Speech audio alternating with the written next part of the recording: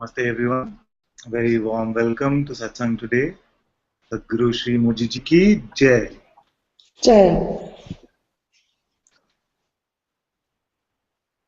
Very happy all of you could join us. Welcome, welcome.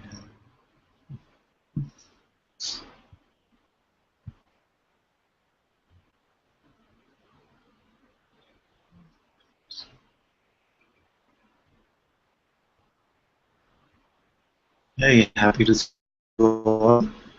If you're in the Hangout, the way to ask questions is to unmute your mic. And if you're on YouTube, you can post your questions in the chat and we will look at them.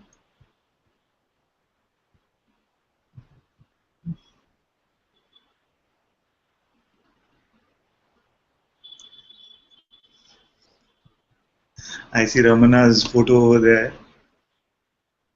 What else is there to say?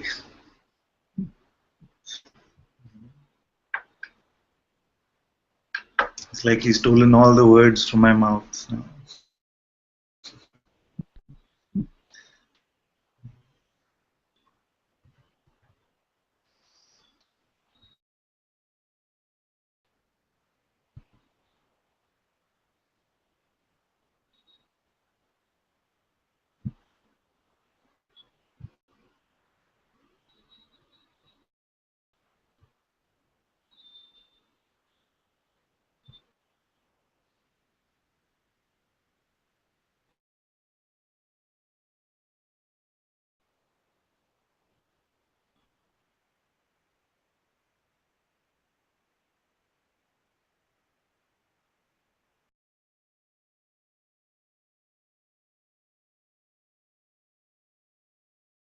In the physical presence, if he was here, what would his pointing be? His pointing would be just to inquire into who I am. Just to ask, who am I?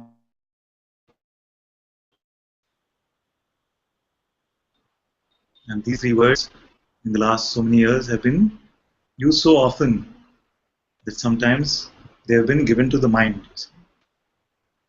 Either they have been given to the mind to perpetuate some mental understanding, intellectual understanding, or some have even made a mantra out of it.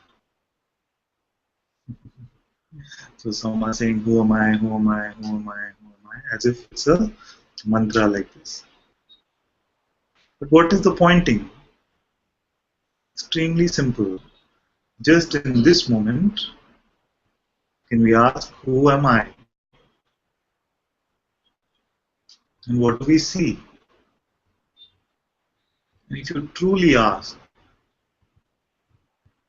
and you don't go along with the tricks of the mind, it is not possible for you to miss what you are. It's not possible.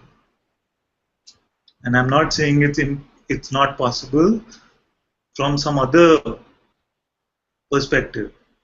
Just the completely regular perspective. If anyone is to truly ask, just openly, just one instant,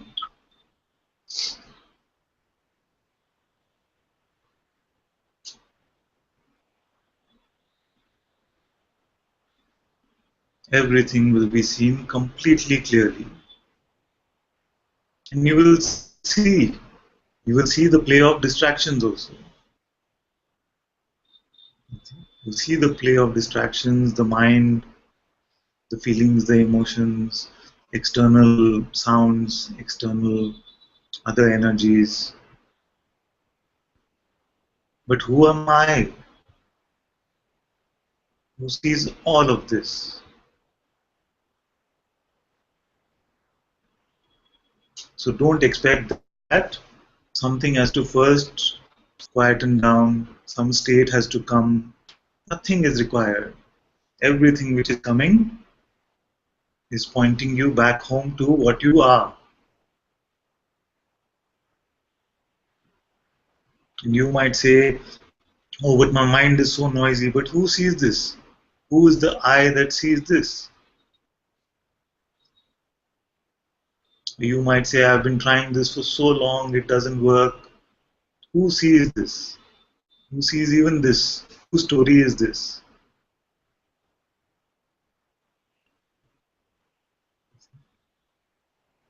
So when this question, who am I, is asked, let me tell you what I see.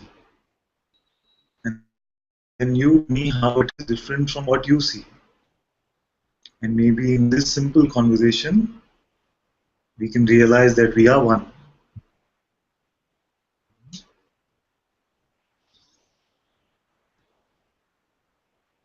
So the question comes, who am I?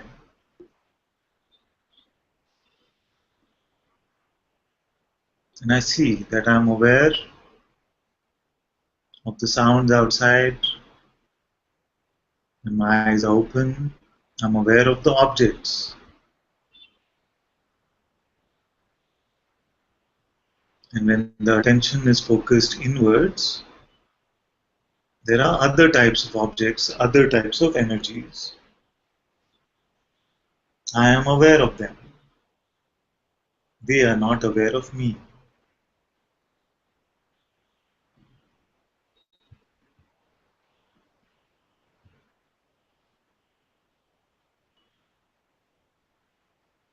A thought is coming. I am aware of this thought. I know the thought. The thought does not know me.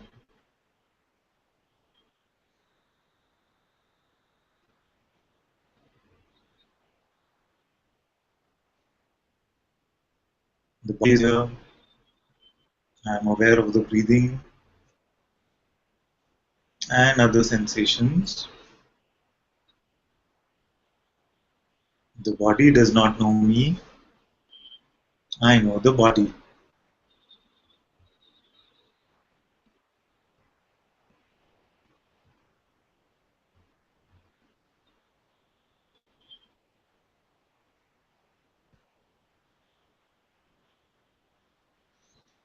I am aware that there is this attention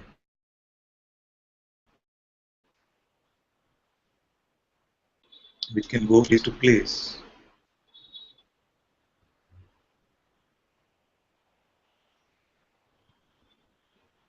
This attention is moving.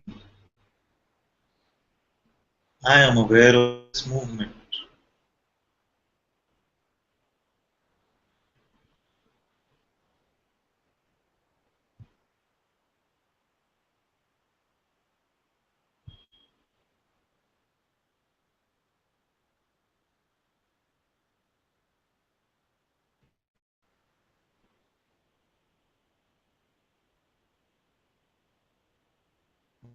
And attention brings me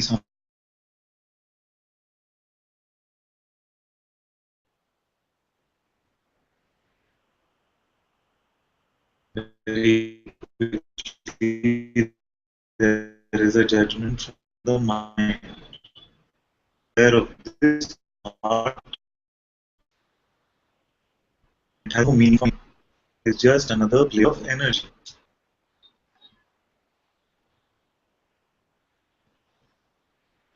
I see that there is a power of belief through which I can give meaning to that which is meaningless.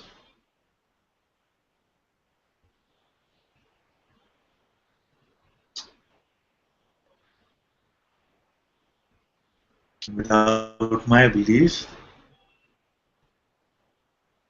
no thought has any power over me.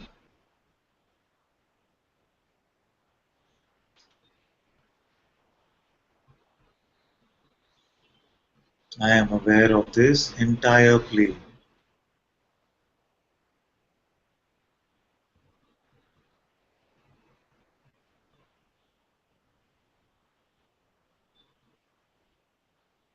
I am aware now.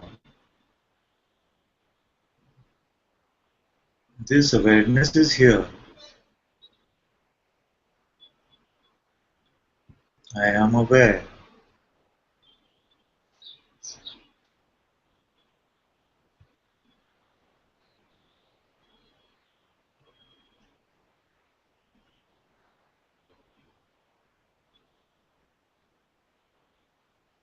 I find nothing to say about this awareness. It has no location,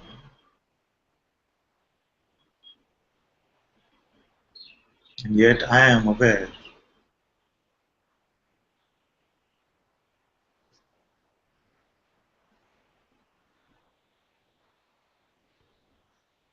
It is neither coming nor going,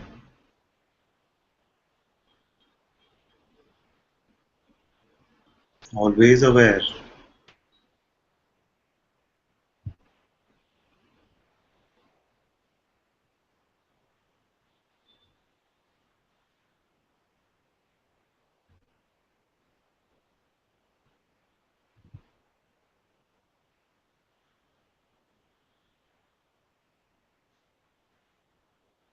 I find no separation from this awareness, no distance from this awareness.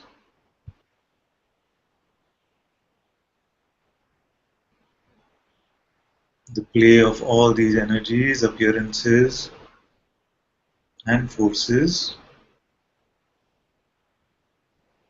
can continue, and yet I am aware.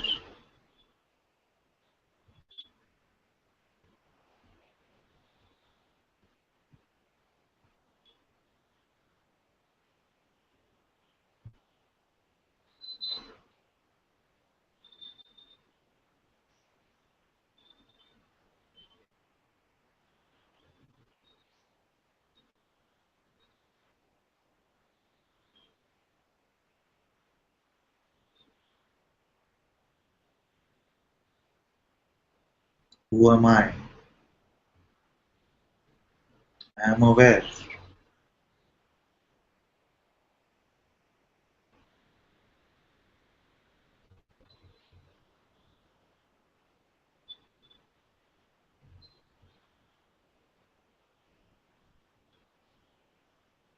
There is a presence here,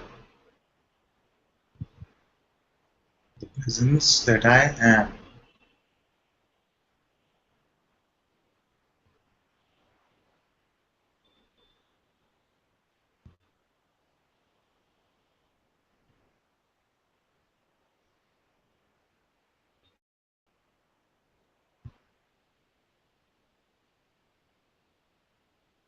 The presence of being.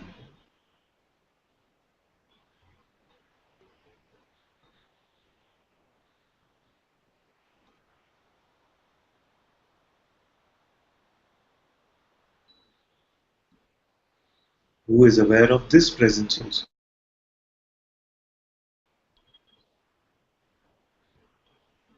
I am aware of this presence also. Untouched even by the presence or absence of this being.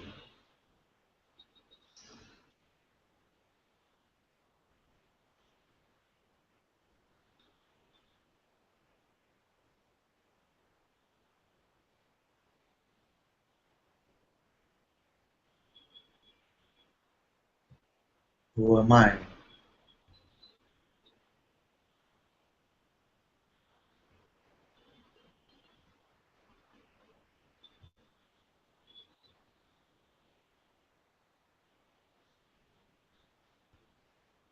I am this awareness itself.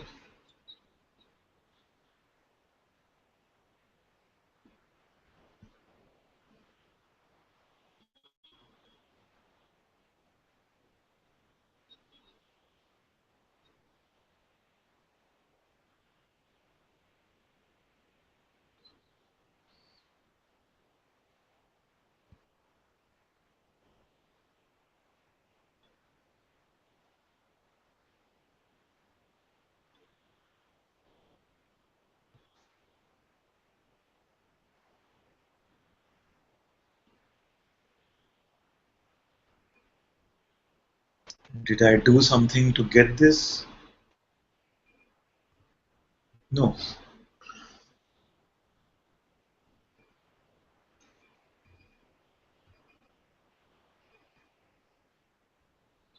Am I coming or going? No.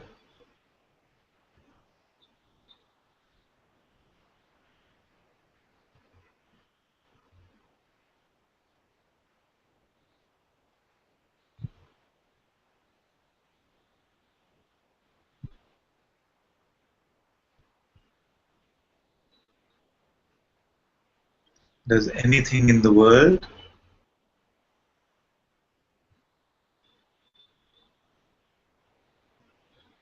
touch me? Can anything hurt me?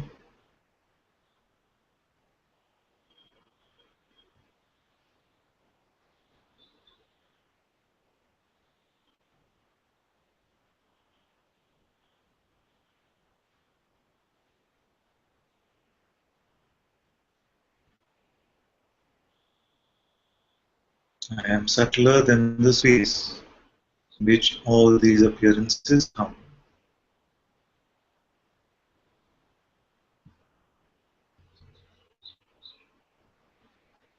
I cannot be touched by any of this.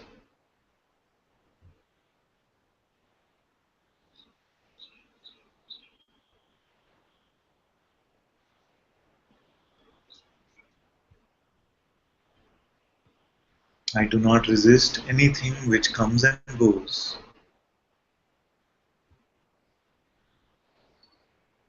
All thoughts, all emotions, all pain is allowed.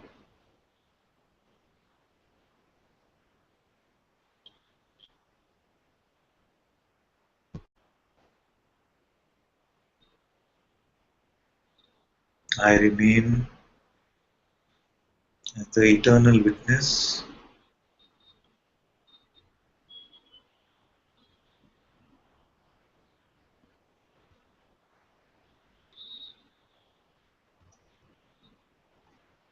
the pure seeing,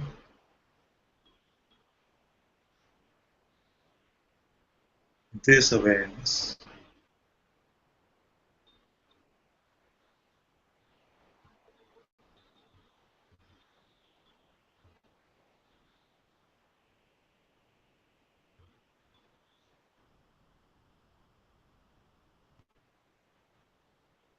May all beings be blessed by this.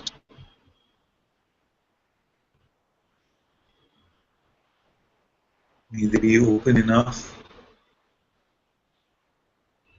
to sincerely check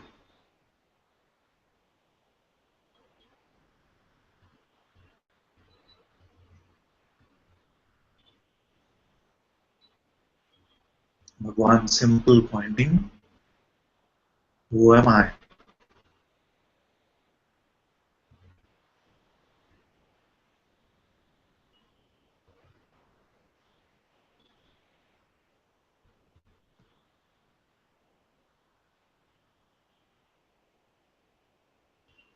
Om Shanti Shanti Shanti.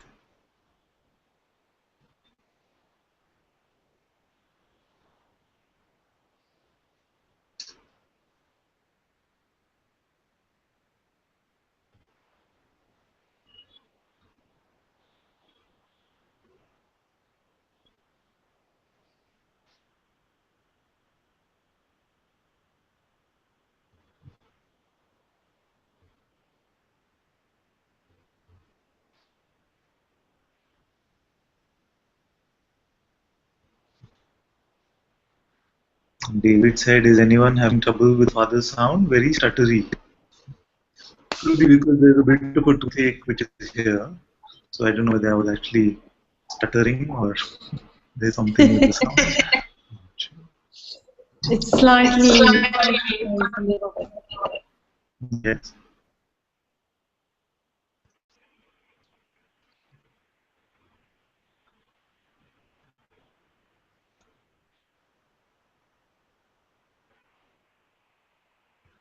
So again, my question for all of you is,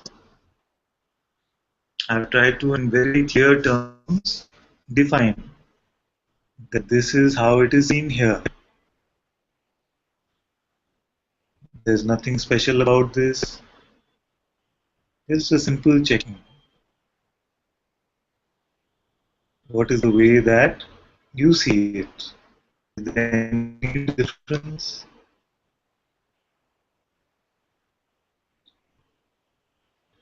And if there is no difference, then do you see that this concept of bondage itself is a joke? And if there is no bondage, who is here to get free?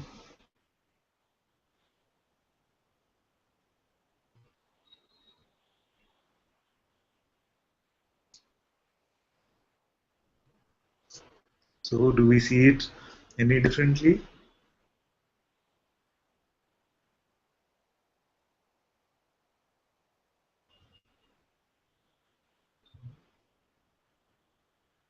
And don't be shy, we are not doing any grading here, we are not giving you A plus or B minus. This is your opportunity to just see. Because sometimes the mind can come with some confusion, you see.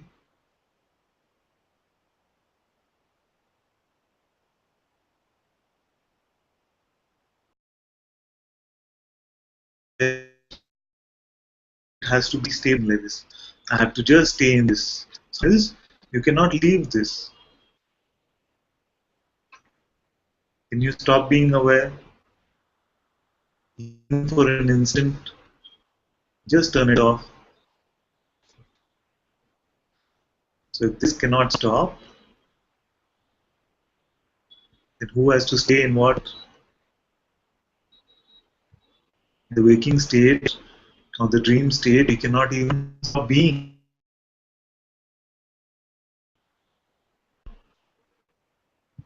Therefore, how will we stop being aware?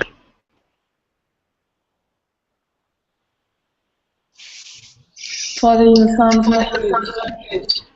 The sound is not good. No, the signal keeps coming and going. I'm speaking. So the people here say I'm speaking normally. Let me reconnect maybe.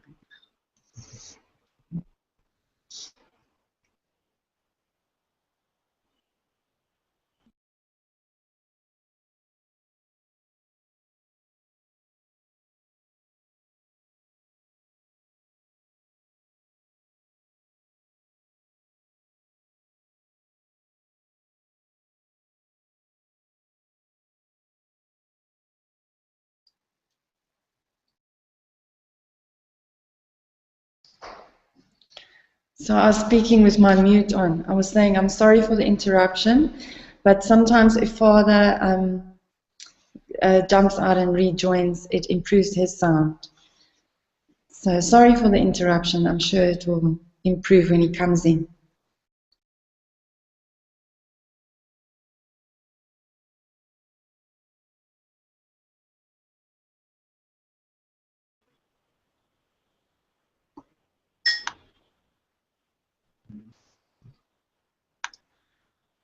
I was in the No, wrong Wi-Fi. All that this. looks better. I was going to say your picture also looks better now. I was in the wrong Wi-Fi network all this while. Okay. Thank you, Father. No, thank you for telling me.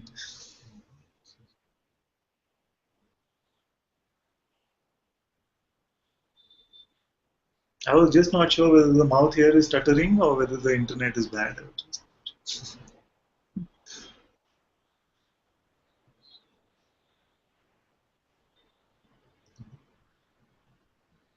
David says neither was I.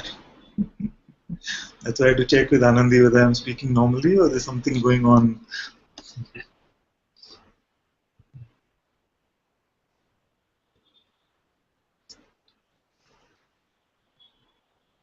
But I'm hoping that it was at least partly clear. At least the words were partly clear, but the seeing was completely clear.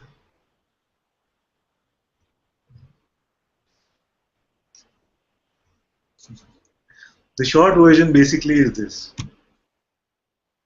There is the big A awareness, and there are the small a appearances. If you were to look, you will find no distance between yourself and awareness. And yet, all these appearances will come and go.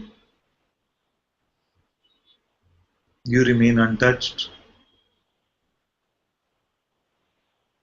Yet, as consciousness, you have been given this power of belief.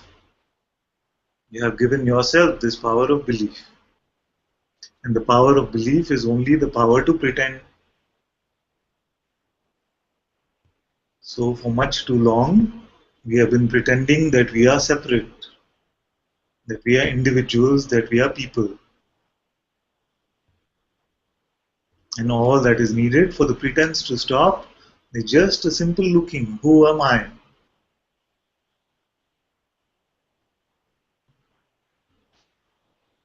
So if any of you wants to say, what is it that you find when you ask, who am I? That is different from what I said, then it is a very welcome conversation for us to have. So let's speak about what you see. Let's not speak about what you think or what you know or what you feel. You see? Because if you get lost in the content of thought, the content of knowledge, which is from the past, and the content of some feeling or some sensation, then it is just a distraction. Tell me what you see when you ask, who am I?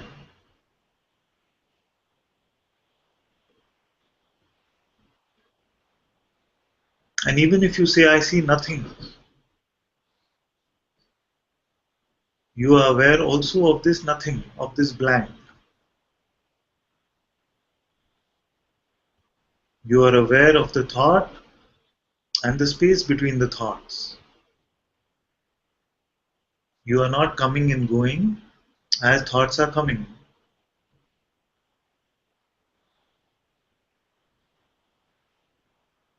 So this much must be completely clear, that I am the witness of all of these comings and goings. And once you see that I am the witness, and you start checking for yourself, you will realize that I'm not even a witness entity. I am just the witnessing itself. That there is no seer here. There is only the seeing itself.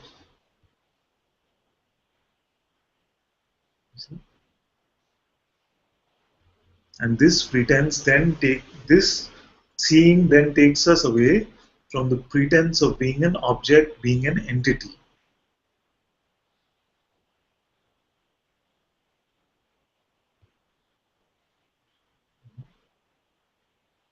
And then you see that I am not a noun. I am more like a verb, not even a verb actually.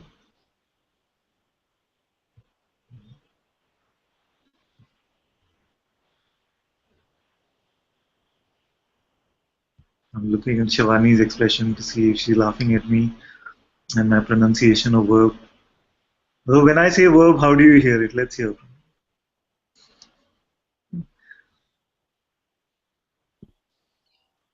What was that, Father? How do I hear it? Yeah, how do you hear it when I say verb? Verb. Verb. And how do you say the word? Verb.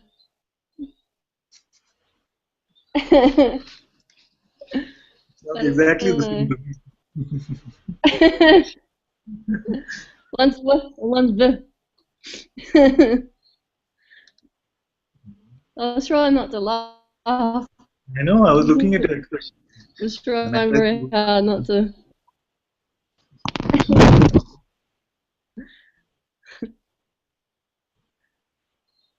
I can't help it, Very sorry. simple. You see that I'm not an entity. And here, if you give it to the mind, The mind will say, what is this? I see nothing. Because the mind can only relate to entities. The mind cannot relate to you, which is non-phenomenal.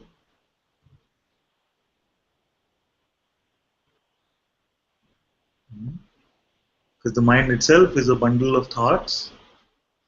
It in itself, in its root, is phenomenal. If consciousness is the primal phenomena, then all that comes from consciousness must be then phenomenal. So how can that which is phenomenal really understand the non-phenomenal?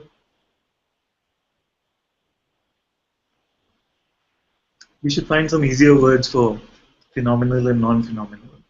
Because I get the sense when I start using these words, there is some switching off that happens somewhere. So what I'm saying is that all of this is basically worldly. You see, worldly, just a play of energy. Be it thoughts, be it emotions, be it sensations in the body, be it outside. All of this is just some energetic movement which is present in the presence of consciousness. So how can this energetic movement know about something which is not energetic? All it knows is this energetic play. So for the mind to discover what you are is impossible. Therefore, there is no such thing as a liberated person. There is no free mind. Liberation itself is freedom from the idea of the person. It's freedom from belief in the interpretations of the mind.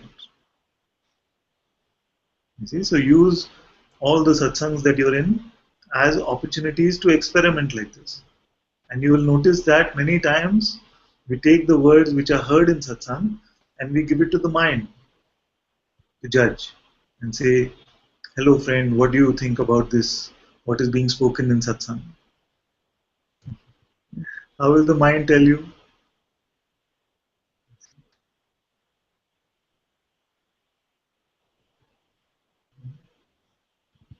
And then the mind will start judging something. Oh, this one, he's like this one speaks like this. Forget about all that.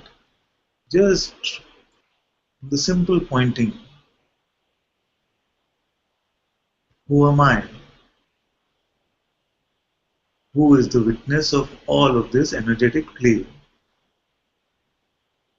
And very simply, you can see that I am the witness. And then I ask you, is this witness also an entity? Does this witness also exist as a separate witness? Or is it just the witnessing that is here? Just the awareness that is here?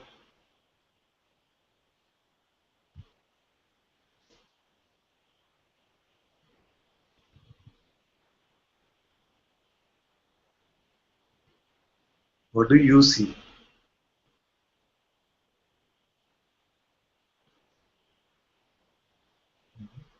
What do you see is the most important for me. Not what do you think, what do you feel, what do you know.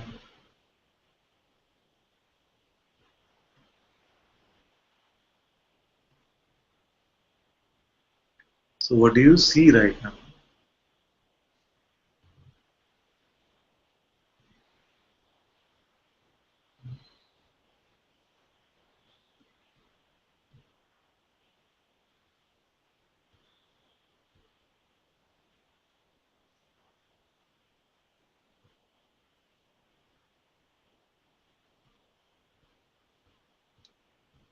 And Bhagwati ji said, good morning beloved, joining satsang from Sri Muji's London home, Muji Satsang Bhavan. Yes. Very happy to have all of you. I know that many of you have been with us even earlier, but good to see you together collected like this. And all of you are so blessed to be in Guruji's house, so blessed.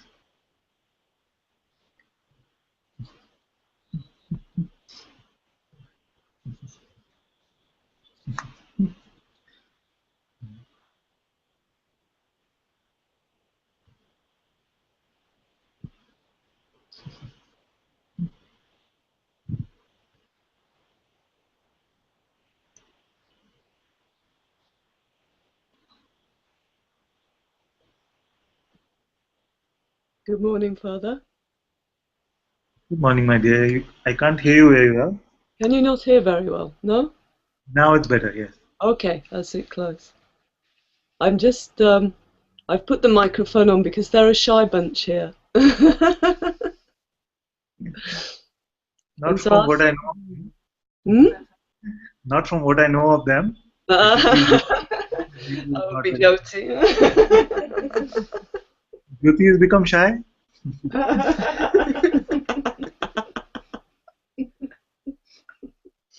We met many years ago, actually. It's been quite a while, hasn't it? Mm-hmm.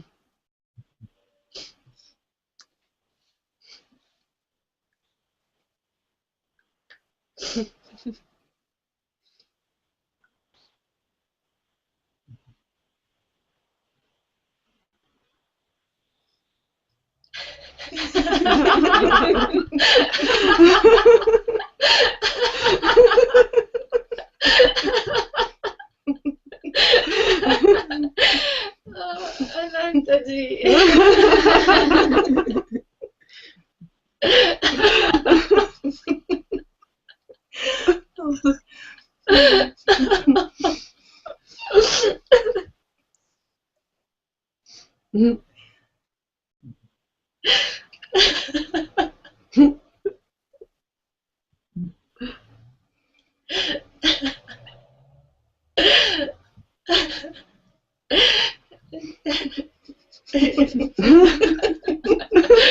Oh my god. It's so easy to be put on fire these days.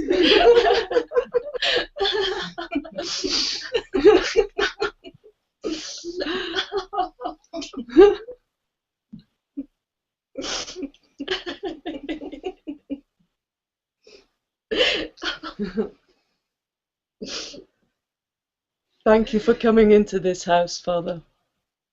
Oh, always, always, always. It is my joy to be anywhere close to that house. You're right in the middle of it now. Right here.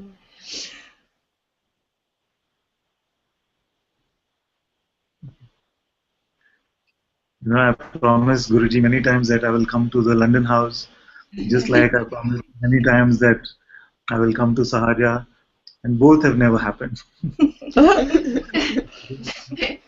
Today, at least, it seems like one of those promises is coming true. I take a photo for him. Yes. Yeah. I show him a photo of you in his house next week. And also we wanted to bring all the Sangha also here. Yes, that will be wonderful. Wonderful. Yes. We're coming one by one.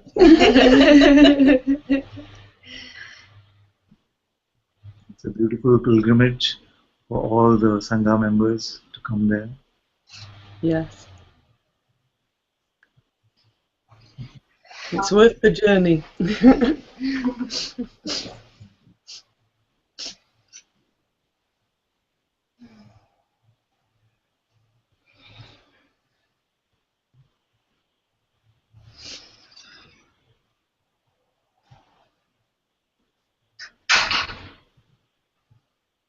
Thank you, Father. Thank you so much, my dear. So happy to see all of you.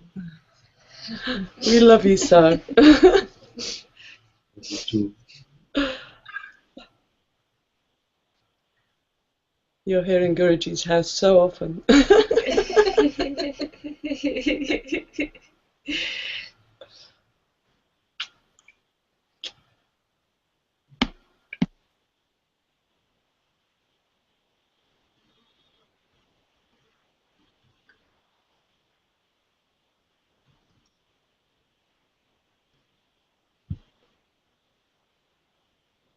Yes. Aparna typed something which is very long. You want to say, my dear, or you want someone else to read for you? Because I have this bit of a toothache which is not very comfortable. I can read, Father, Okay. if it's clear. Yes, yes.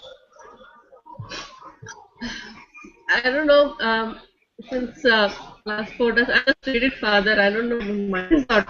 This doesn't work.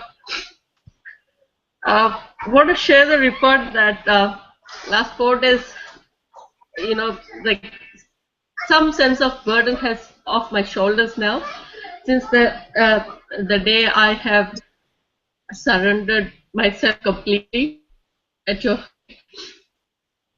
and any thoughts and feelings, any comes up, it doesn't make this which always checks and says, okay, I'm not this, I'm not this, I'm not this, even though it's little continuous, but doesn't matter, it's still doing it. Sometimes it's tiring, but there's no energy to do it. When there is energy, it does it. And I don't know what the Father. Then Saturday, the in-person satsang, you said not to believe. Before, I had a kind of neutrality about not to believe next thought. I always like, okay, I didn't really give that much of effort to do it, but since Saturday there was effort, okay, to not to believe your next thought and actually work. And then since then, I'm like, anything, that kind of thing, if I don't believe, it's just a relief immediately, instantaneously. That moment itself, I'm like, I feel, oh, there's nothing. But definitely there's something going on, Father. I don't know what, but constantly the checking is there, and there is clarity coming a little bit here and there. It's not that I'm doing some meditation or anything, but somehow something is working from inside, and the clarity is there, and I don't even feel that I'm doing this. I don't even feel that I'm doing this. It's just going on automatically. And I don't know, I've started falling in love with you, Father. The moment I see your face, I just want to see your face and not anything. And I start crying, and I don't know. I don't know what is happening with me, Father. I just wanted to share this. But definitely something genuine is going on inside. I can feel that. Even today morning, I didn't want to ask anything. God, I didn't want to ask for anything. I just told, please take me with you. That's all I was just telling to when I was praying to God. And anything comes up, I know I'm not all this. I would say I have clearly seen it, but definitely it's thoughts and feelings and emotions, anything which is coming up, it's not me. But I've not seen clearly still that, okay, I know I'm awareness that is there. I'm not expecting a state or anything that's there. Clear thing, I still haven't seen it, but definitely not thoughts and feelings. I'm not the content of the thought, not the thoughts or emotions or feelings, anything. This much clarity is there, and I'm really grateful for what is happening. I can't say how much grateful I am. All these things is happening. I'm really happy about it. I don't know, Father, where I'm going, how I'm going, but at your feet, Father. Thank you, my dear. Very good, very good. You said a few things which you want to elaborate on a little bit. Maybe you can mute because there's some disturbance here. So you said that it just seems like I'm falling in love with you. Every time I see you, I just want to be there. This love is arising for your own presence. See? And as you're coming to this presence, which is speaking through this mouth, which is your own heart, you'll find that so much love is in service to this presence. And soon you will discover that this love which most of us are clamoring for is a servant, is there in service to you. See, to your unassociated being. The unassociated being is the one that is not pretending to be a person. It's just being. And then, like my master says, you will discover that there is too much love, too much peace, too much joy. This is the movement from the head to the heart. Because I know that in your case, there's a lot of understanding because you've been listening carefully. There's a lot of understanding. And now you're tasting for yourself the truth. So don't even believe the thought that I haven't seen it yet. You are the seeing itself. You are the seeing itself. And when I ask you, are you aware now? You will say yes. This is awareness being aware of itself. There is no other seeing which needs to happen. All the other seeing, all the other fireworks, if they happen, are just the sideshow, you see. Just the sideshow.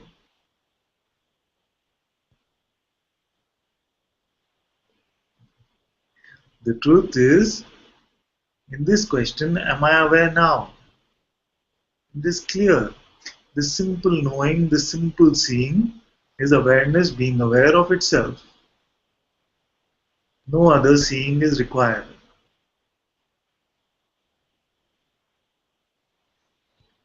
Yes, sometimes nice byproducts will come, that the mind seems to go away for a while, the sense of separation might vanish.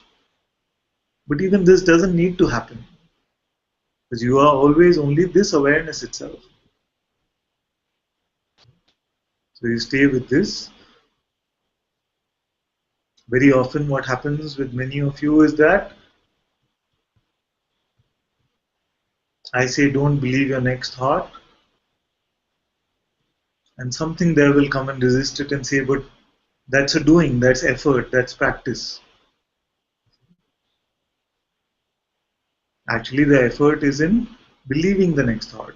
It's like a smoker who's so addicted to smoking, and when I say just don't pick it up, don't pick up the next smoke or the next joint or whatever, then you say, but that's effort.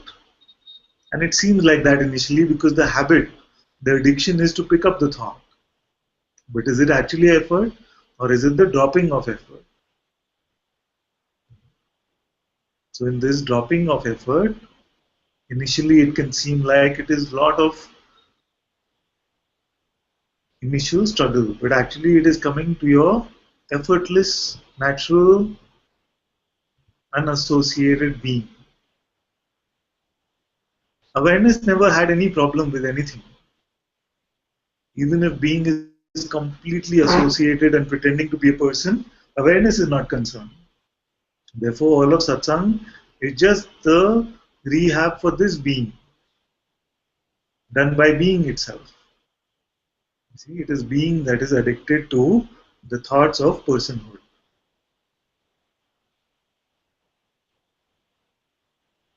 And you are in this rehab. Many times it can happen that a thought will come that, yes, I have understood. A thought itself will come and say, yes, I have understood. And if you believe this also, then the idea that there's a personal understanding will remain.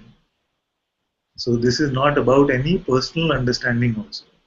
No person has ever understood.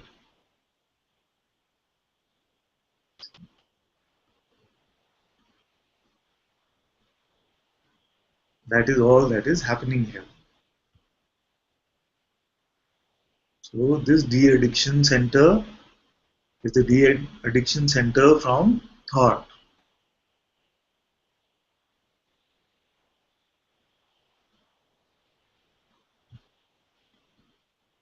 There are many, many rehabs in the world, there are many de-addiction centers in the world.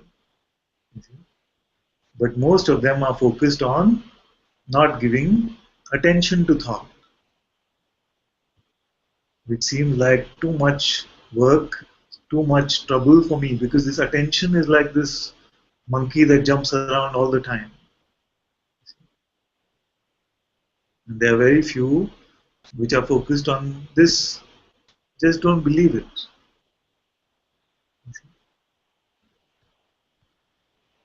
So let attention also go completely free. Because in trying to control your attention, there seems to be a lot of tiredness, a lot of frustration.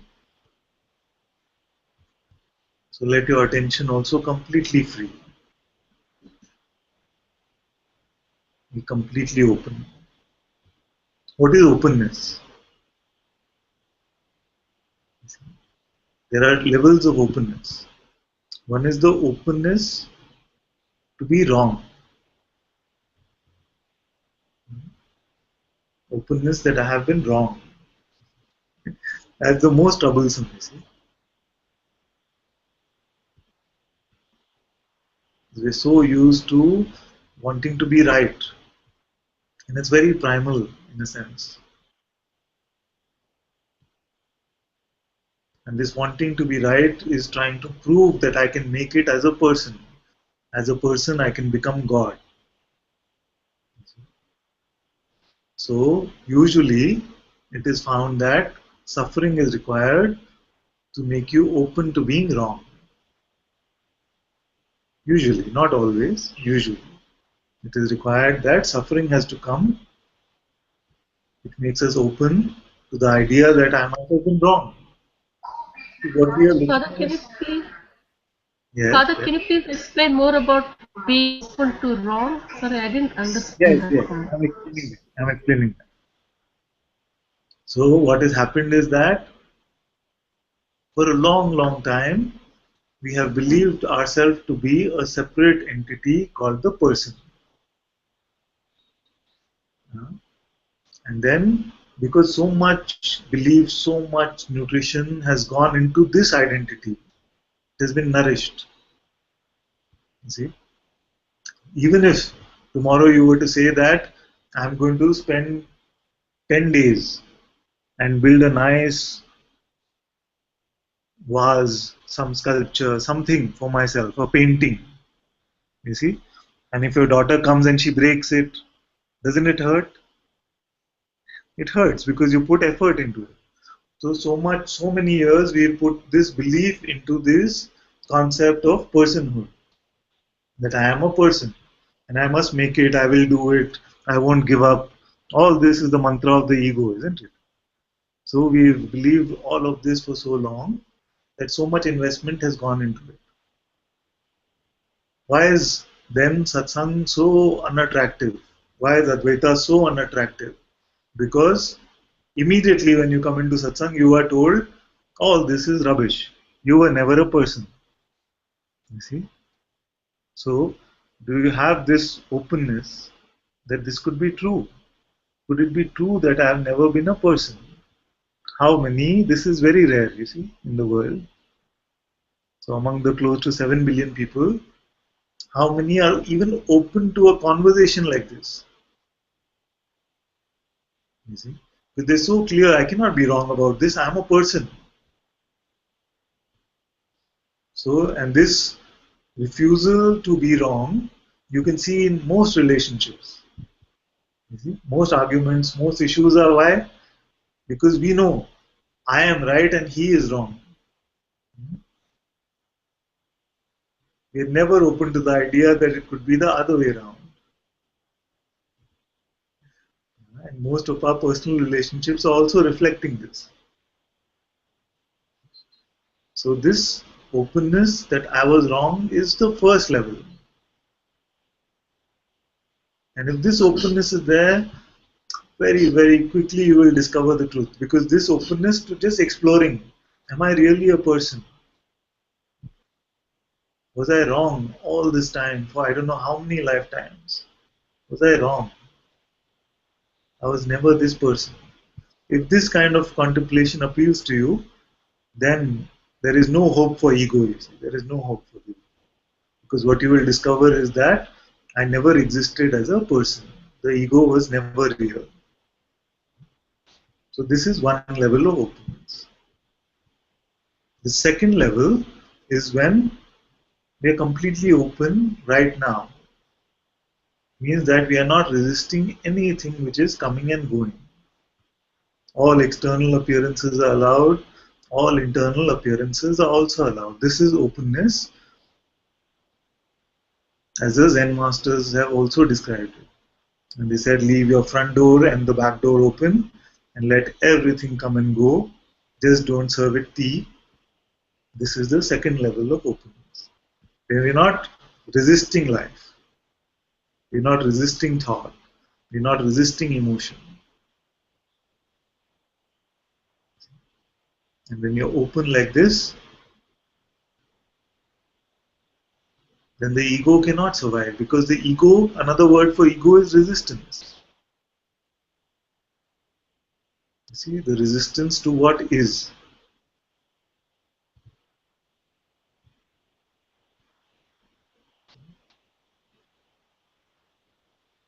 So mostly it is needed that the first openness is there. I'm open to being wrong about my ideas, about myself.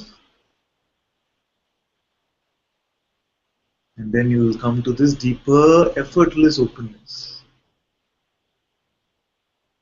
Just everything is allowed to come and go. Attention is also allowed to roam freely. No effort to give your belief to anything at all. This is the simple end of suffering. Suffering also means resistance. Ego also means resistance. And what is resisting? It is the content of the thought which is always resisting what is.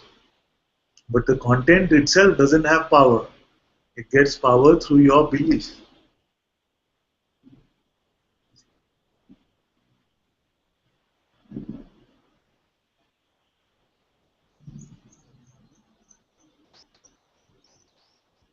Very good. Parvati ji says, Father, would you like me to pick the questions out of YouTube comments and post here so you don't have to read the whole YouTube chat? Yes. That would be good. In fact, even better would be if you could read them out. But are there any questions today? I don't see. Or is my YouTube chat not moving?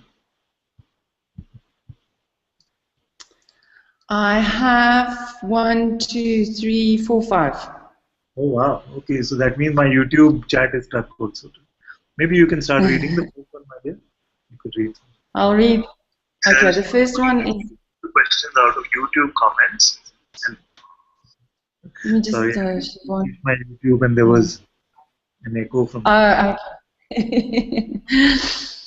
So the first one is from Tom Barlow, and he asks, "Hi Ananta. When I see other people, I feel more of a pull toward a contracted state of being. The outward appearance of other beings reminds me of personhood. How can this be prevented?" Yeah. That's why actually I've kept it very simple for you. I've kept it very, very simple. So it is not about any outward appearance. It is not about any inward appearance also. So it can seem like this person triggers me. Or it can seem like some emotion triggers me. Or this person triggers some emotion, which is the problem. So I want to tell you that none of this is the problem if you're not buying what the interpreter is saying about this. So even if anyone can come in front of you, if you're not believing what the mind is saying, then it is not a problem. Even if the strongest sensations come in the body which seem the most uncomfortable, unless you are buying a thought about it, buying a concept about it, it is not a problem. So the mind will try to make it complex. It will say, yes, yes, thoughts, I understand now. But what to do with emotion? What to do with this person who seems to exist in my world? Actually, look back again at your thought. It is again the thought itself which is resisting this. And it is saying that this person is triggering something, this emotion should not come. You will always find that it is in the belief of some concept that the suffering comes. Otherwise, you will discover that you are the infinite space in which all outward appearances and all inward appearances are allowed. Nothing else is resisting. Nothing else is resisting. It is only the thought, this interpreter, this false one, which comes and says, oh, this should not happen. This should not come. You are the infinite space. Infinite space. Why will you get affected by any appearance? So the only resistance is through the belief in our thought.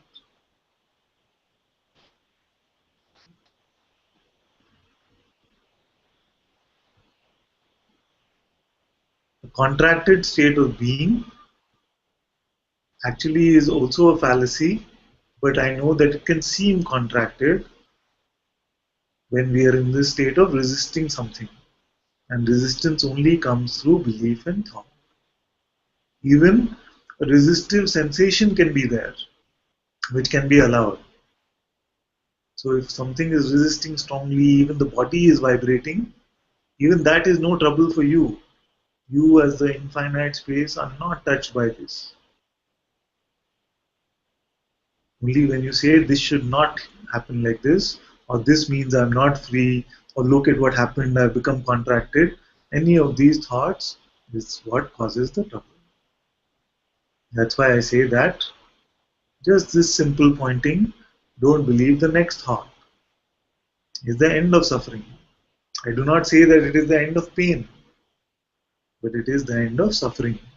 You cannot suffer without believing a thought.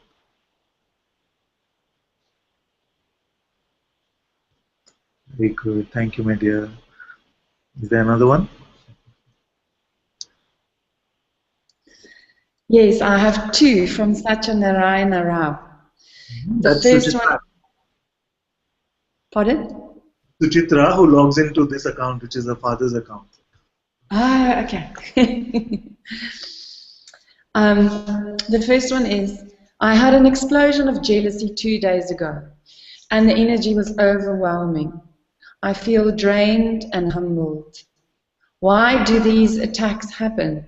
And why am I not able to let go in peace in that very moment? These are always about my own inferior spiritual worth.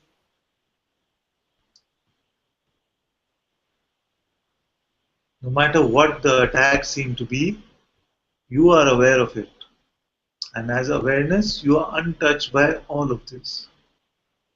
So don't let any event, any appearance convince you that you are a person again.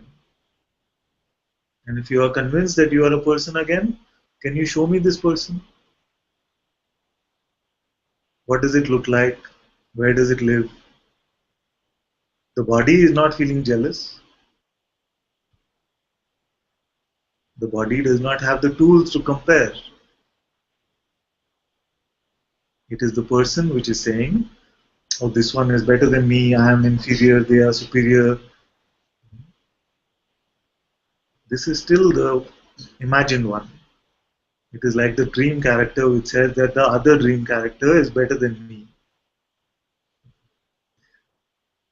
Don't cater to this one anymore.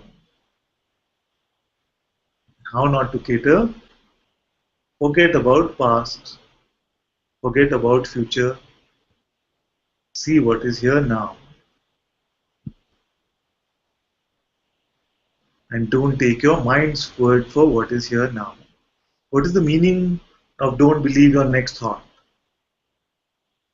What is the meaning of don't believe your next thought? Is only that we see that the past is all gone, it's all made up, imagined. The future is also imagination. The now is here now. It's clear, simple like this. But just some monkey thought will come and we decide to go along with it again. That's why we say don't go along with the next thought and show me what is here now. So forget about that moment. You tell me what is here in this moment. And all appearances might be here. The emotion of jealousy, Mr. Anger, Mr. Rage, Mr. Peace, Mr. Love, Mr. Bliss, all these can be visitors. And I'm not being male chauvinistic. It can be Mrs. Anger, Mrs. Rage, Mrs. whatever. They can be here. But are you touched by them? Is awareness affected by it? Is the seeing that this is here, is the seeing also touched by it? You will find that you are not.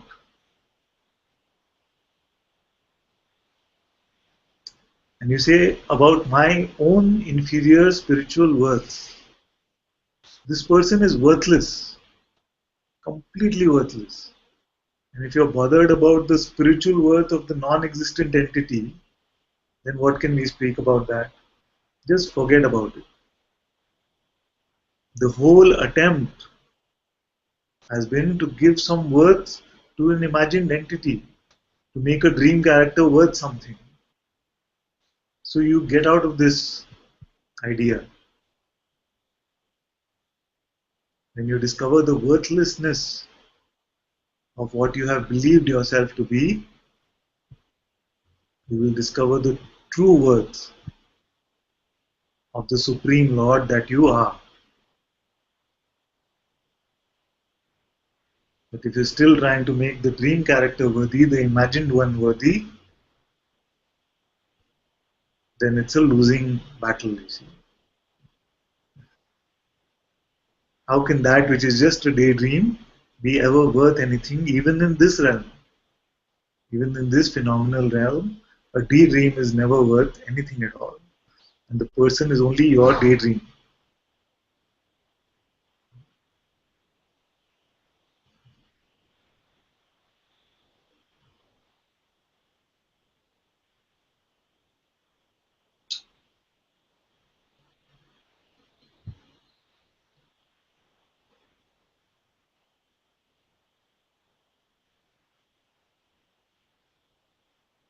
Okay, let's look at the next question.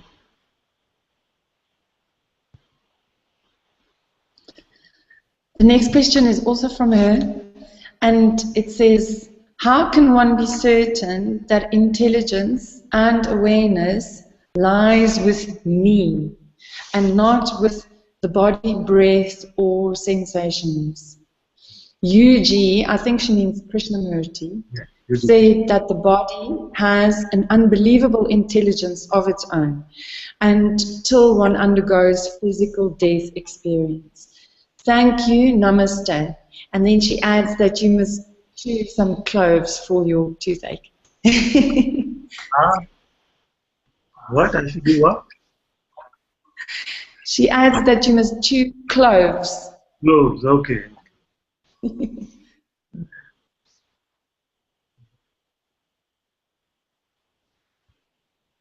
How can we be sure that this intelligence, the supreme intelligence, is from me and not from this body? This body or any body which appears in the waking or dream states. Which body are you referring to? You can have many bodies. In one 24-hour period, it can seem like you went through many bodies. Right now, you can have a dream or a daydream of another body. And you give it enough belief, you give it enough attention, it will seem very real. So can it be that this one, which is here only in the presence of your being, can that be the source of all intelligence? You have a dream tonight, there is a body which seems just as real as this. Where is the intelligence coming from? Is it from that body which is separate from the rest of your dream? So the rest of your dream is unintelligent, and only this body is where the intelligence is coming from? Or is it that this entire realm, this entire play is a projection of the supreme intelligence of consciousness?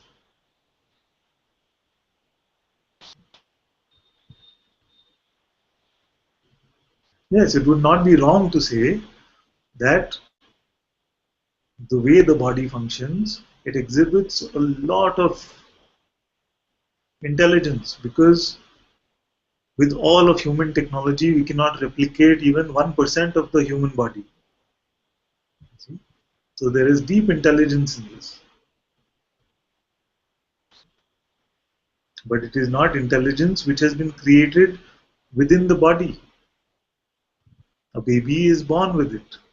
When the baby is conceived, it already has the root of this intelligence. Even on this realm, we're talking about this realm phenomenally now. So, You see that?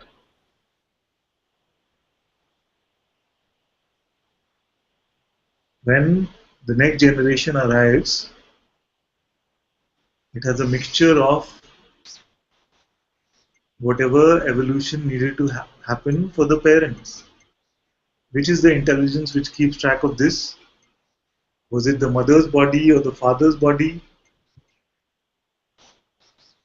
that decided that the next generation will have this kind of evolution, will have a bigger head?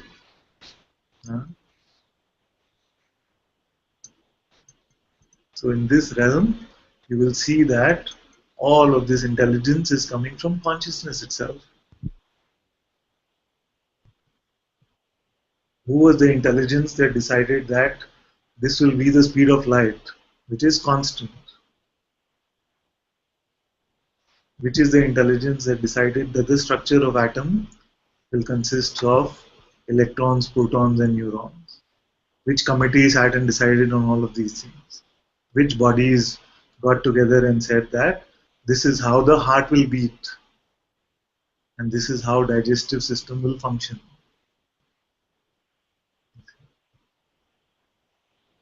So there must be a deeper supreme intelligence which is guiding all of this.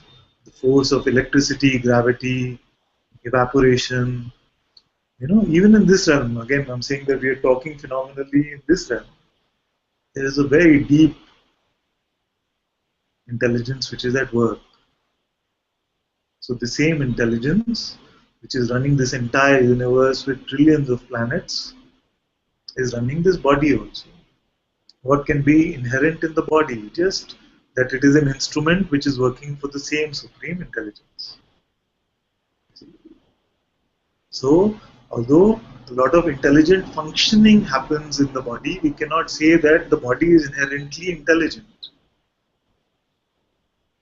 because that would presume a level of sentience to the body itself, which is not possible.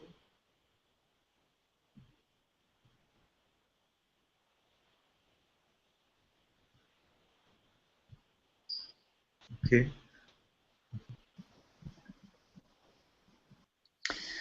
The next one is from Sukhbir, and it's about the meditation you did in the beginning. It says, "Beloved Father, the question arose during the meditation, who are these pointings actually for? What is being pointed back to awareness?" This is very good. And we've looked at this a few times. So when this kind of question comes, I say, who is here? What are the options? Let's make this a multiple choice question. So let's say, who is the pointings for?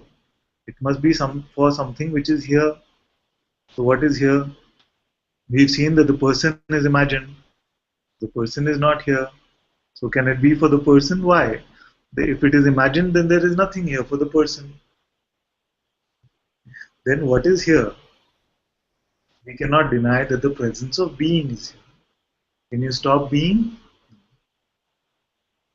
So this is just being playing with being. It's being communing with being. And we see that the seeing is uninterested in any of this play, and yet this play continues. Therefore, I say that satsang or any interaction is actually only between consciousness itself. And it is consciousness itself which will come and say, but why is consciousness behaving like this? It's all this play of consciousness itself. What other option is there? Can the seeing actually participate actively in this phenomenal play?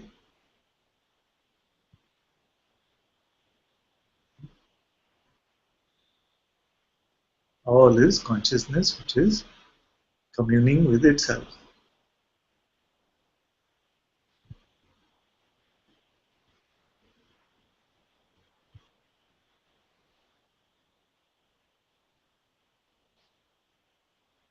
Is there another one?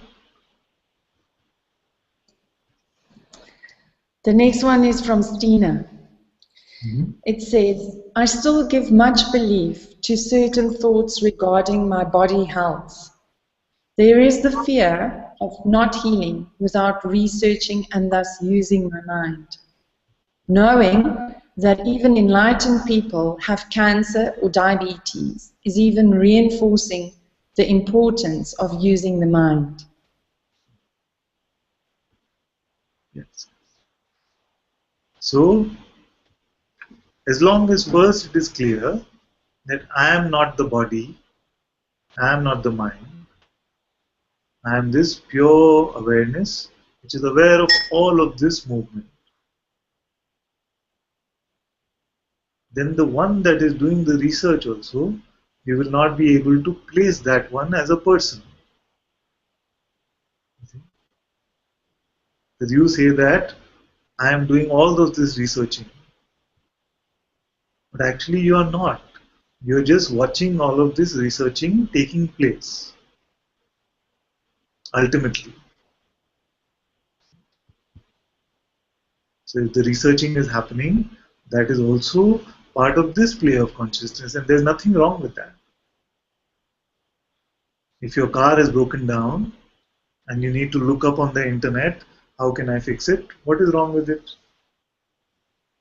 As long as you are not confusing the car to be you, how can there be any trouble in all of this? The only trouble comes from the identification of me as an appearance, because all appearances are just coming and going. See? So when you identify yourself to be just another appearance, that is when this misidentification and suffering can come. Otherwise, the normal flow of life can continue.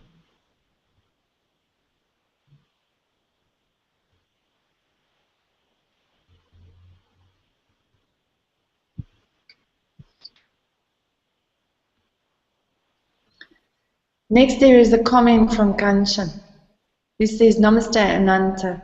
Just as I put on YouTube, you were exactly guiding and clarifying my need. Who is this comment? My dear? Kanchan. Kanchan. Then the next question is from Tripti. Yeah.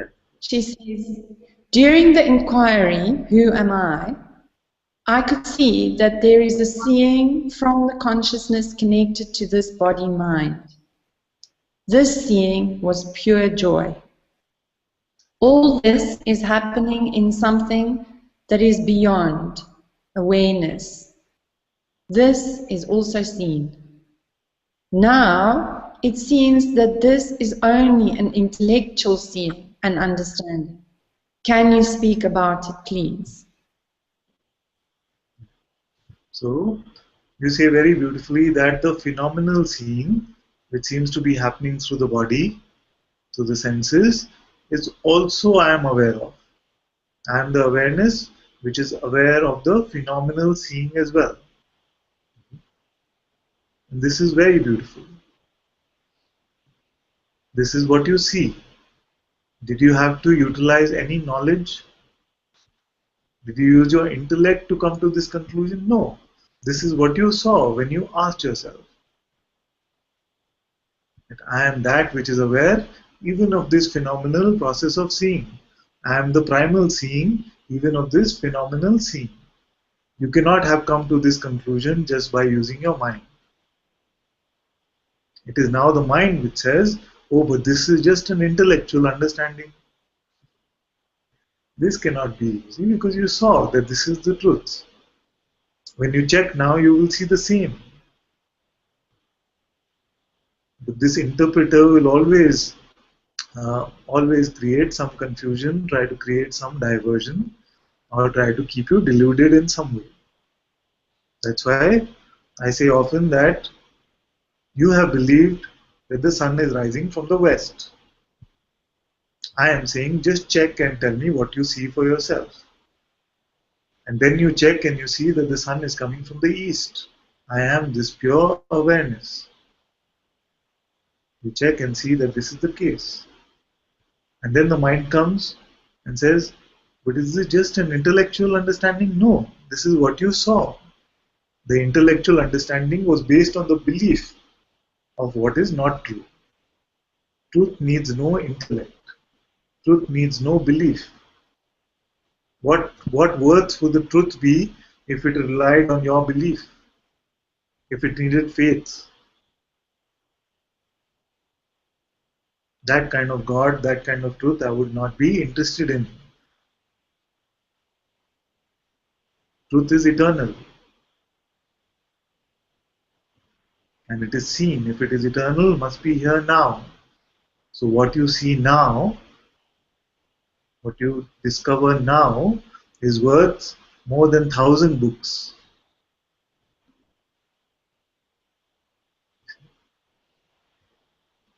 So what you see is not intellectual because you did not use some knowledge for it. Yes, to communicate it, maybe you use some knowledge of the words. That's okay. To report it, you can use the knowledge of the words. But to see, no knowledge from the past was required or needed.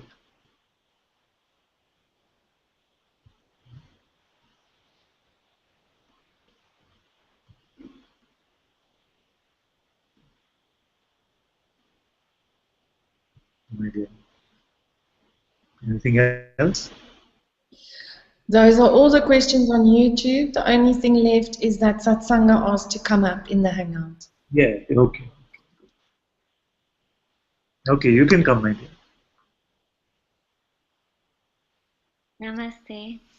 Namaste, my dear. I've been writing down all the thoughts since Saturday that I seem to have believed, and I realized, or I see that almost all of them have to do with the body pain. Most other thoughts, even if I believe momentarily, the moment I realize that it just doesn't have the power, but all the ones that seem to still, I guess, push a button is to do with the body pain.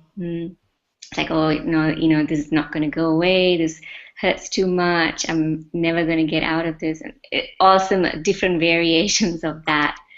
And so even this morning during the meditation, I can't completely say that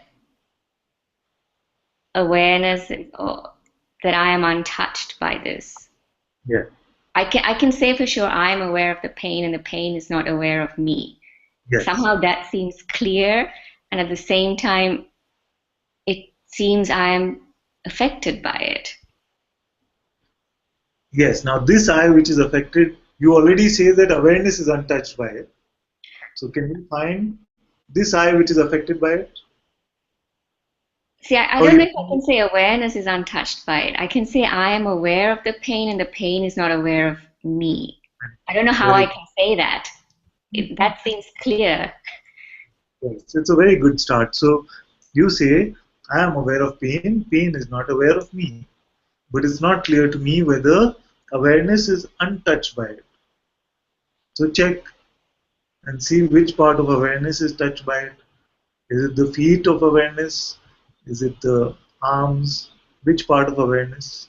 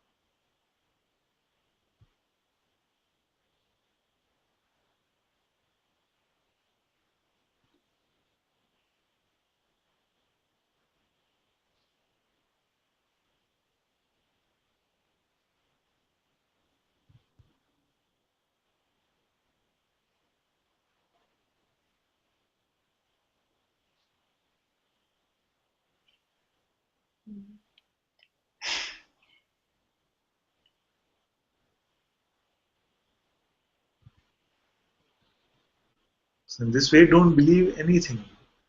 Just check everything. Just check all your concepts. And you will find that awareness is not here in this realm at all. The witnessing is just witnessing. And this realm is appearing inside it.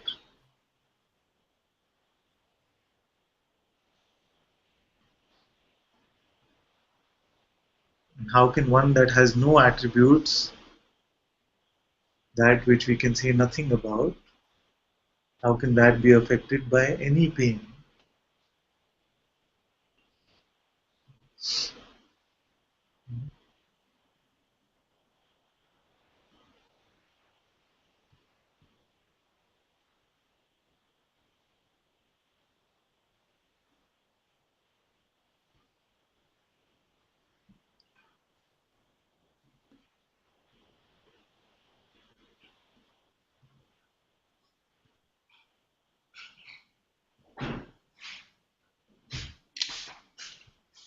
So even this resistance to it can be here, because that's just, Yes, yes, yes. Yes, so first let's start by not resisting the resistance. Let the phenomena, let the physical resistance also be here. How is it touching you?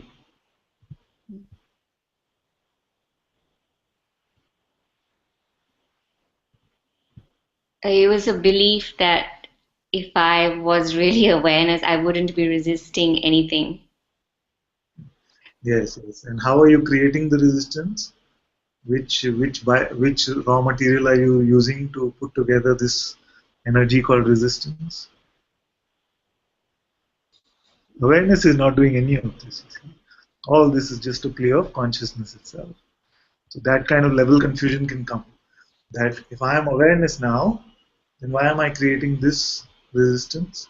It is your dynamic aspect, which is called consciousness, which is doing all of this, but not personally.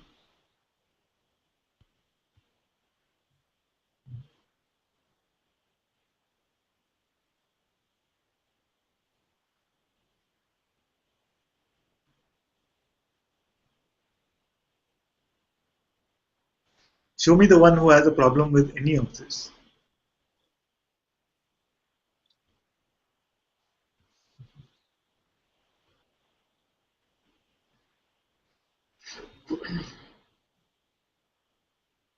Who doesn't want the pain? Show me this one.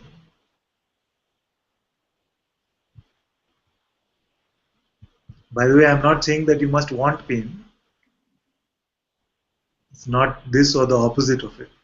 But I'm speaking of the space of neutrality, which is open to all which is appearing.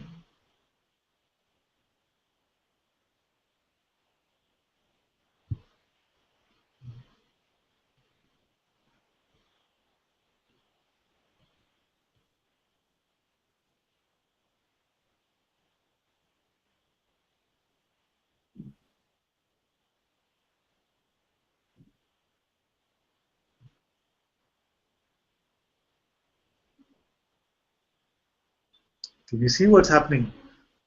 So all the time we seem to be saying, this is me, this is me, this is me, this is me. And when I say, can you show me this me? It seems like so difficult. Where is it? Where is it? What is it? This is the trick. You see? This is the divine Leela. This is Maya. Where the non-existent one, through the power of your own belief, seems to be the one which is you. And yet it is only imagined. And the real which is here right now seems like, oh, this is effort.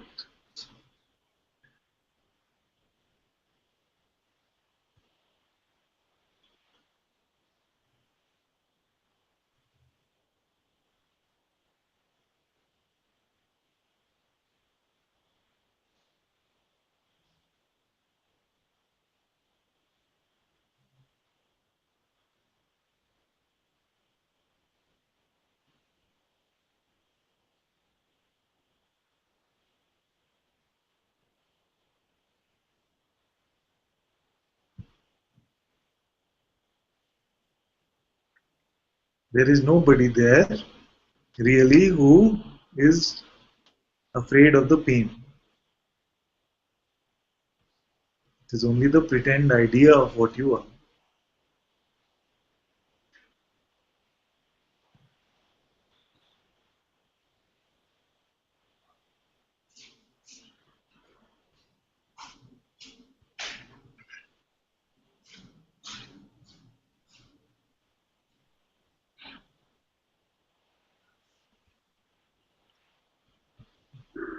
See it like this one. This is sense of like this is an identity, like not wanting to let go of this identity. I can feel something. It's like Okay, so you do the reverse of it. You do the reverse of it. Make the identity real. You say, I don't. It doesn't seem like I want to let go of this sense of identity. So you then make it real. Can you do it? Nothing can make this imagined one real.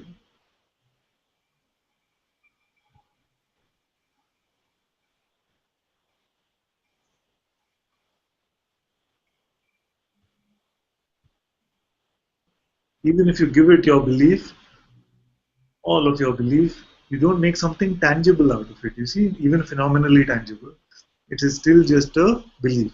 It is still just a pretense.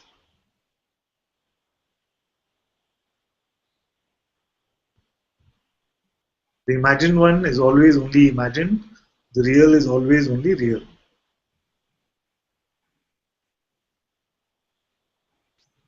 Therefore, what must you do? Nothing at all.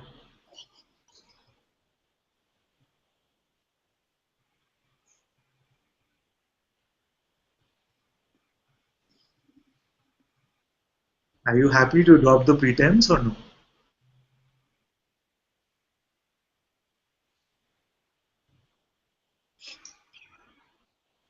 It could be a little more convincing than that.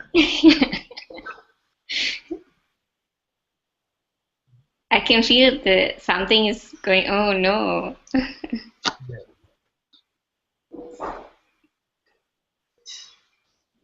Even if there is even a slight personal desire for something, that means you're still hanging on to the person idea and wanting to be God at the same time. You cannot come to the true discovery that you are God, and in fact, come to the true discovery that even God takes birth inside you if you're still wanting to be a person somewhere. If you're still wanting to be a person without pain, then how will you come to the discovery of your God nature? You cannot sit on both these horses at the same time.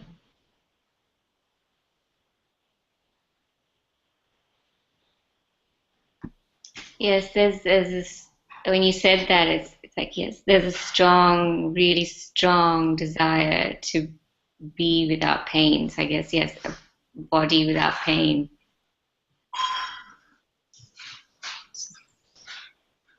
It's almost like driven my for the last 10 years. It's like what's driven me. Even seeking, I came to this because of that. Yes. But this personal desire to be without pain is sort of become like the one which is preventing you from seeing that you are that which cannot be touched at all by any appearance. Even the burning of this entire universe cannot put you in pain.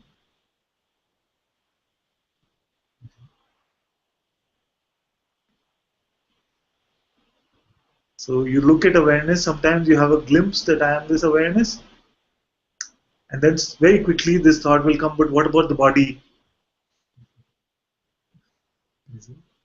But if the body is in pain, does it still touch awareness? You must keep looking at this and find out whether you are awareness or whether you are in the body.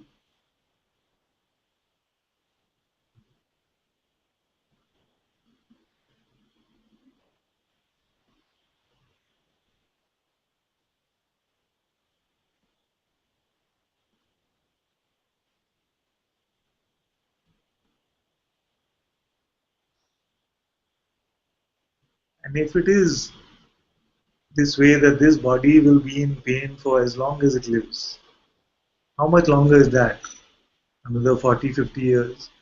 Same amount of time is almost already, I won't reveal your age, but almost already gone. It's okay. Does it really seem like life has been so long that it has been unbearable? The same amount of life is remaining. After that,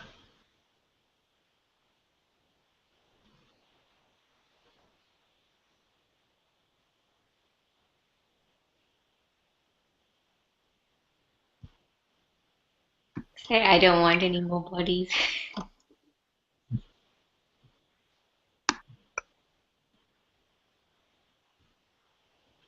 this I, this one, you'll find him one day.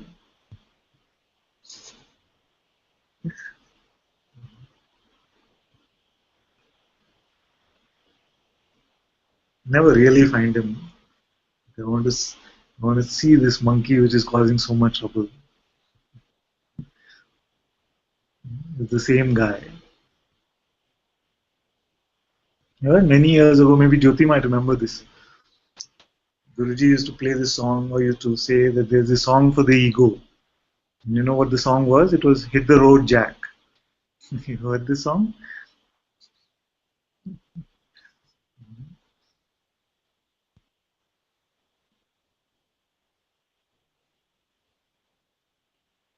So at some level, it has to be said. Are you willing to say "Hit the road, Jack" to this one, no matter what it is selling you?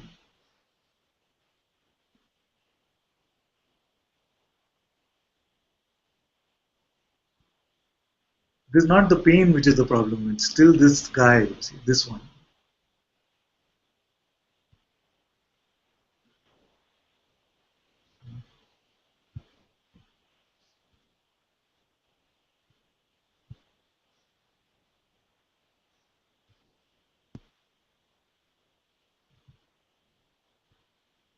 Cannot be given more pain that you can handle. If there's pain, it's always manageable. If it's too much, you become unconscious anyway.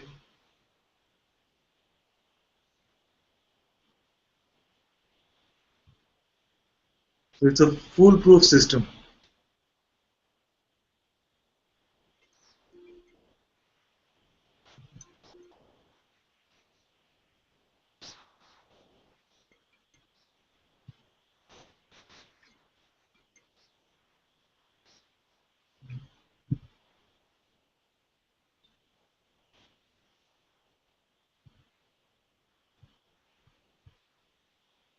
You say you experience so much pain, and yet you are here. No? That means it wasn't too much.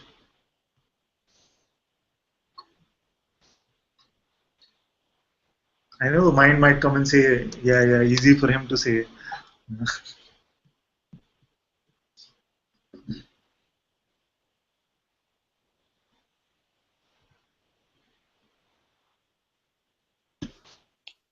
Um, I didn't realize till till today when you said it that that was. I always thought my seeker, all these other identities were really strong, but I didn't realize it was this person who doesn't want to be in pain. Yes. That's Yes. like the center of it. Because this story of this one has been like this, isn't it? The So yeah, story of yeah. It's like I want to be a person who is free of pain. yeah. So do you want freedom more, or you want freedom from pain more? Freedom.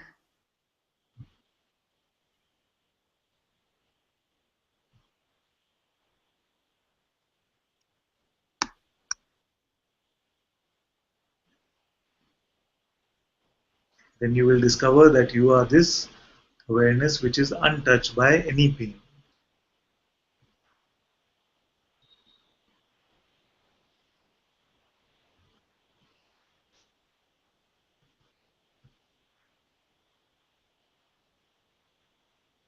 You are already that.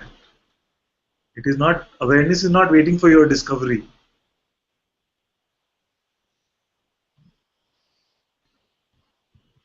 I hope this, every one of you heard this. It is not that awareness is waiting for your discovery. You are already this.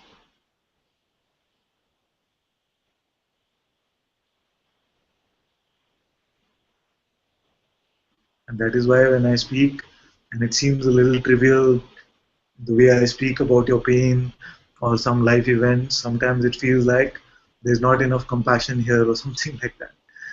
But it is only because I already know that you are this awareness. You are not the one with any story, not the one with this story also.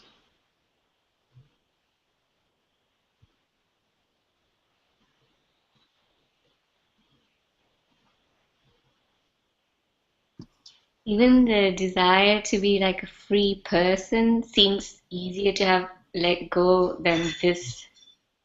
Yeah. So that's been at the root of this story, you see. That's been at the root of this story from when you were very young. Because you were surrounded by these strong events about bodies and war and death and all of these things. So that is the root of this story which is here.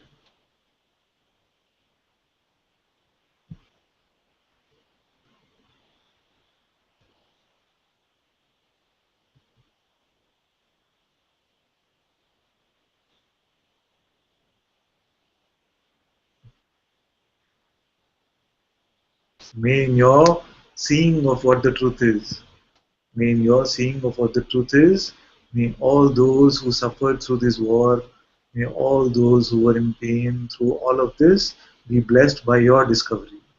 May you honor their sacrifice by coming to this self-discovery of what you always have been.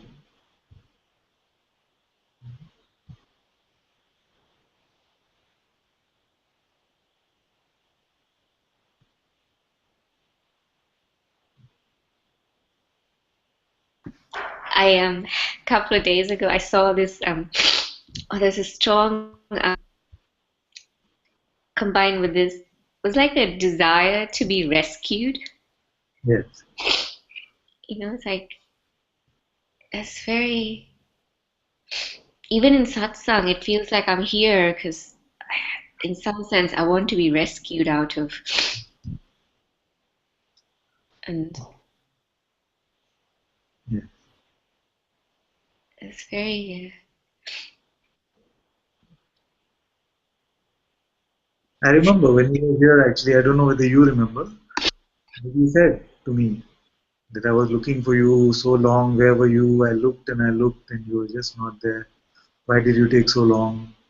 I remember.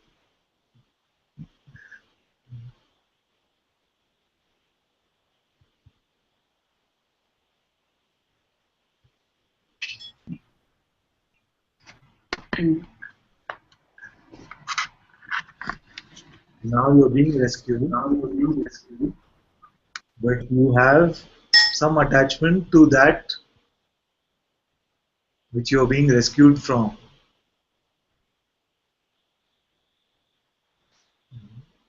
because it seems like it has become a part of you.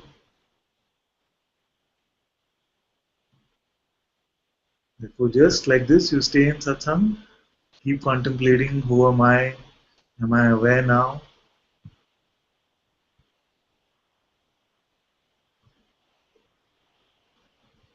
The Sadguru's blessing will not go in vain.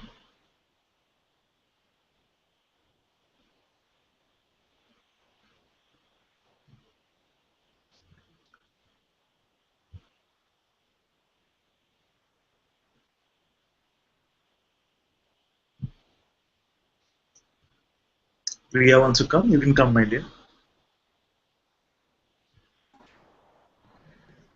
Hello, Father. Hello, my dear. There's no question. It's just a moth to the flame. and just to, and also just to say that it's it's seen that nothing can be any other way. And it never has been. No, can be no other way. It's just, I want to say perfect, but that doesn't do it. It just is what it is. And somehow there's beauty in that. It's like a symphony.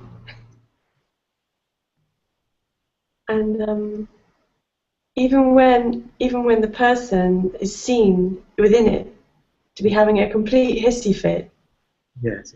that's part that's part of the. It can't be any other way.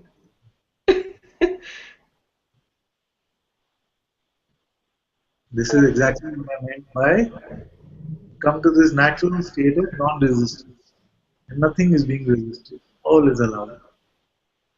Because it's not necessary that the events or the appearances will change, although they might. It is not necessary that the events which appear, the people that appear, the way they appear, all that doesn't need to change. But you will find that you're not resisting it now. Everything is allowed to come and go. And this also, the mind will make this out to be some sort of a passive state. But it's not passivity. Actions can come, actions can flow through this body also. And even those are not resisted. Like Priya said, you can have a full on, what is the term? Hissy fit. Hissy fit. I think it's a British term. But it causes no suffering. Momentary anger can come, some momentary Shiva energy can come, and it can go. Yeah, nothing changes. Like in 5 minutes, I have to go to work, but it just doesn't. It just doesn't matter. It just doesn't. I don't know. I can't even say. It's just. It's perfect. It doesn't matter where I am. There is a draw to be more places than others. Like there's a draw to be with you more than anywhere else. And yet you are not moving. No. There's no movement.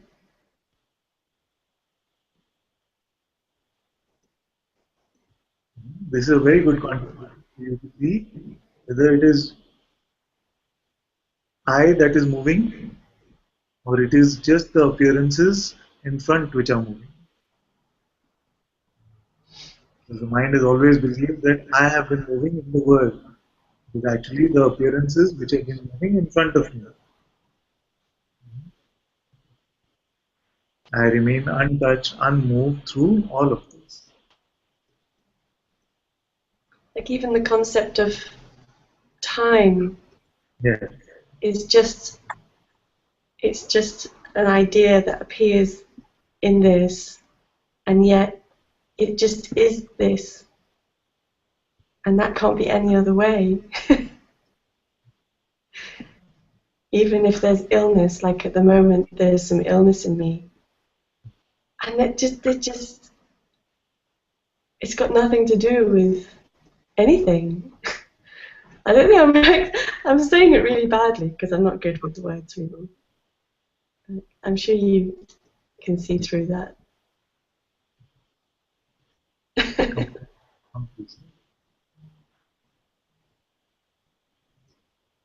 there's so much love. It's like it's all just made of love. Yeah. I don't know anything about it though.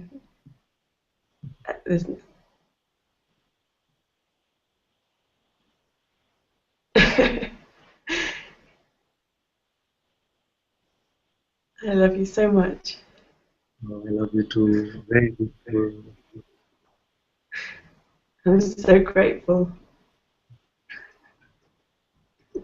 Very happy to see all of you so effortlessly and beautifully unfolding into this Beautiful neutrality. Very beautiful to see. And it feels like I've done nothing. There's nothing happened. It's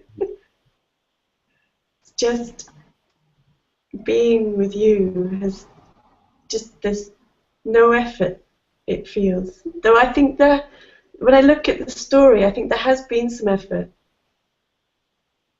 but I don't remember it. It seems like initially it needs some effort to just drop the addiction because with the addiction itself seems like it became effortless. Became effortless to be a person. It seemed like, and then when you started dropping it, then you saw that it felt like a little bit of effort to drop our belief. And then the true position, the way itself it was, that it was so tiring, so effortful to be a person, and completely effortless to just be what I always was, what I always am. And there appears sometimes for if there's a thought come up and it feels like there's a movement to believed in, I I don't believe my next thought, and then that that appears like it never happened. Does that make any sense? Yes, yes, completely. Yeah. It just was part of the. It just had to be that way. And many times you'll now start catching yourself. Some story starts to develop, and then immediately you say, "Okay, yeah, I believe in this." And then it works. Yeah, yeah, yeah. And then it's seen that it's just. It has to play that way. Yeah. Even that has to play that way. All of this, including the delusion and the freedom from the delusion, is part of God's play. Yeah. It's just amazing.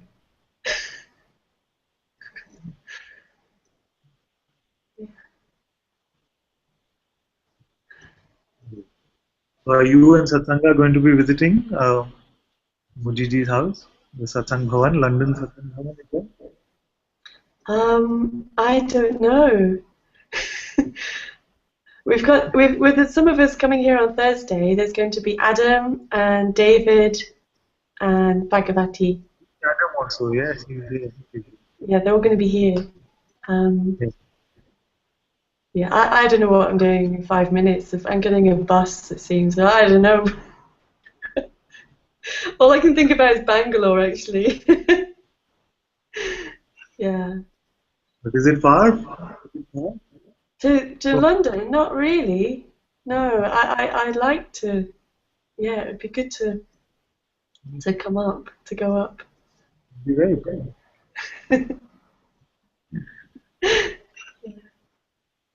Okay, well, I have to go to work now, so thank you, Father. It's such a blessing to be able to fly into your flame.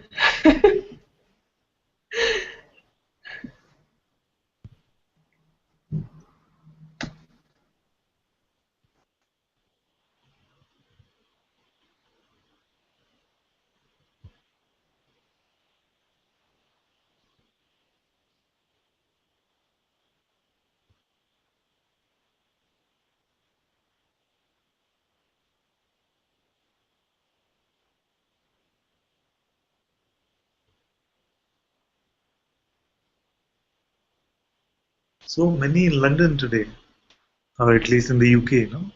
Adam, then the friends from Muji Sangha and the Muji Satsang Bhavan, then Sangeeta,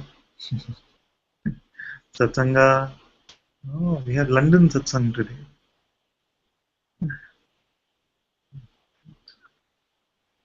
Priya just left. She was there as well.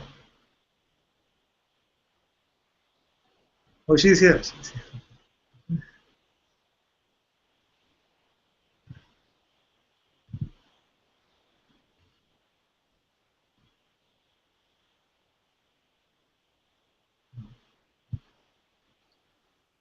Jyoti was just saying to let everyone know that you would all be very, very welcome to come.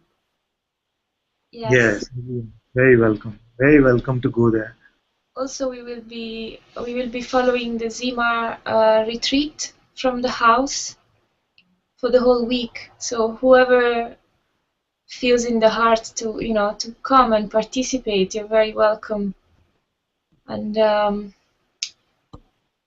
maybe I will write on the chat the email address that you can write to ask information about this. Yes. So you can contact me. Do you want to write it down? I can share on Sangha of Being page. Yeah.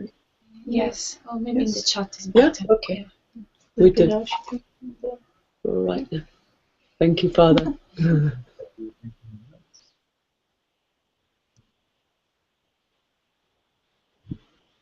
So should we have a song today from the Satsang Bhavan? That'll be very nice. Yes, we will sing. Jyoti is coming back in 1 second. With her guitar. I think she fetches her guitar.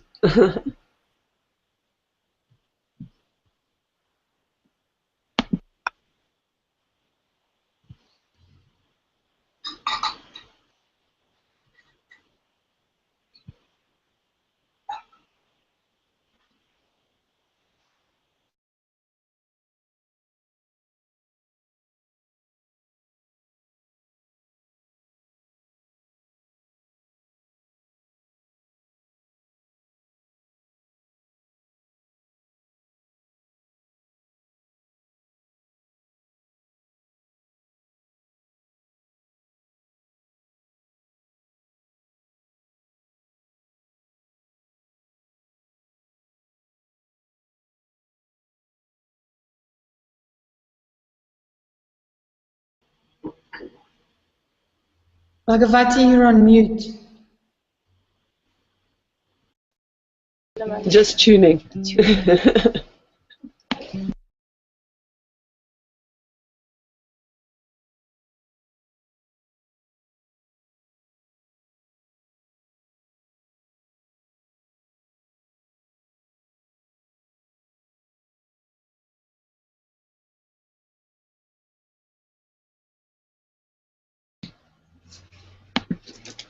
Okay.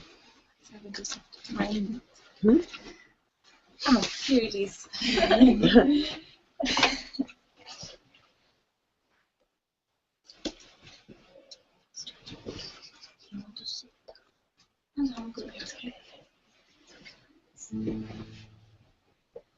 Hari Om, Hari Om, Hari Om, Namah Shivaya.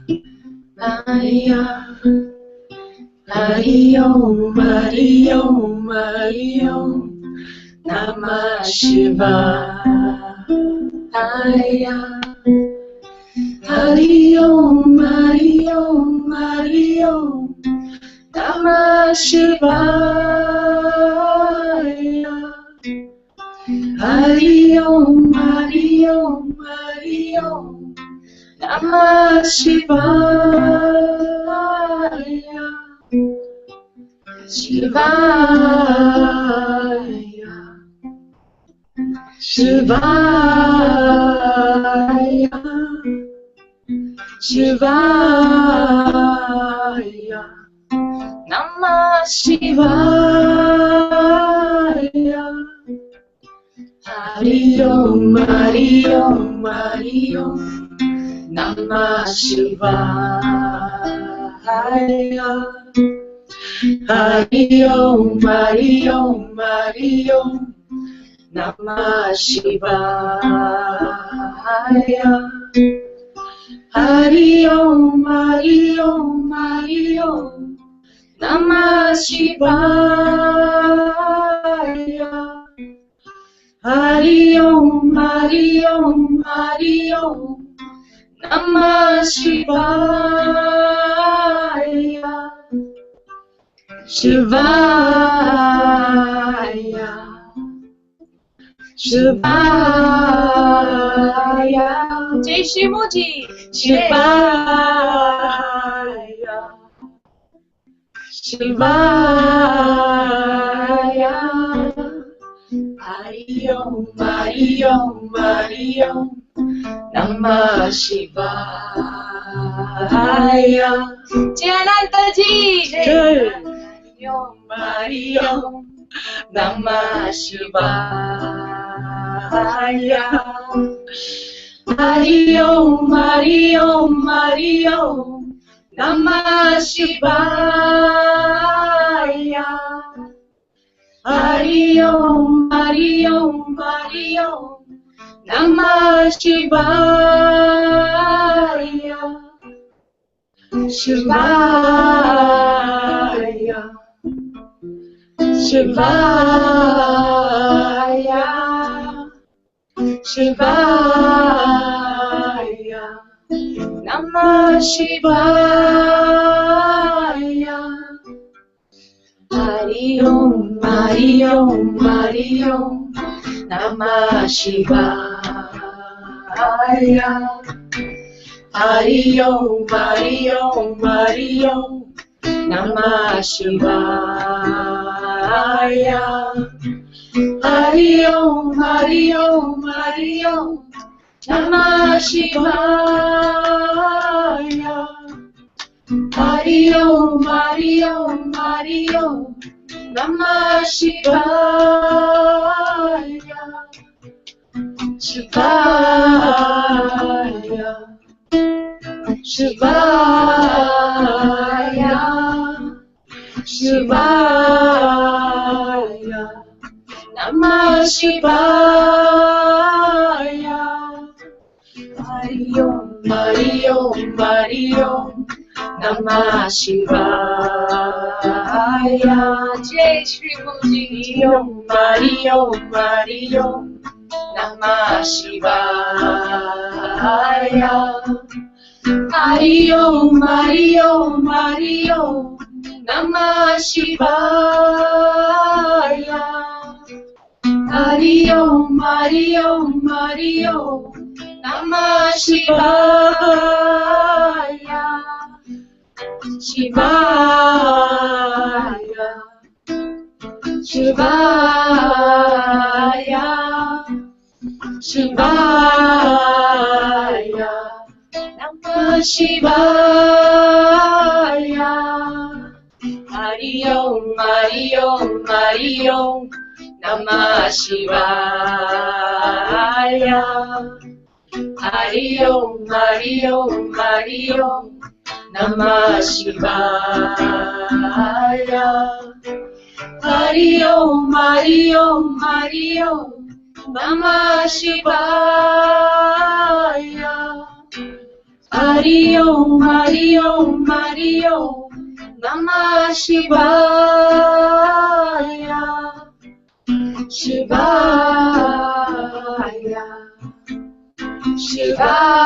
Shivaya, Shivaya, Namah Shivaya. Hari Om, Hari Om, Hari Om, Namah Shivaya. Hari Om, Hari Om, Hari Om, Namah Shivaya. Hari Om, Hari Om, Hari Om, Namah Shivaya. Jai Ramana. Hari Om, Hari Om, Hari Om, Namah Shivaya. Jai Babaji. Shivaya, Shivaya, Shivaya. Jai Ananta ji. Shivaya. Hari Om, Hari Om, Hari Om, Namah Shivaya. Hari Om, Hari Om, Hari Om, Namah Shivaya. Hari Om, Hari Om, Hari Om, Namah Shivaya. Hari Om, Hari Om, Hari Om, Namah Shivaya.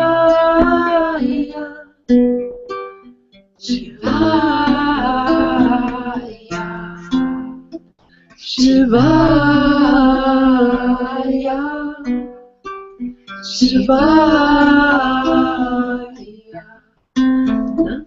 Shivaya.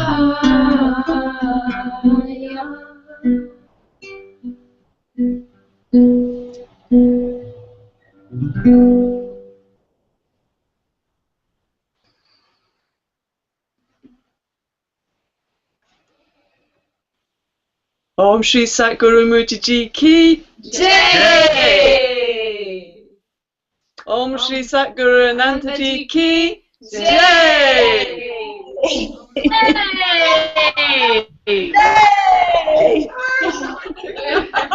Jai. Jai.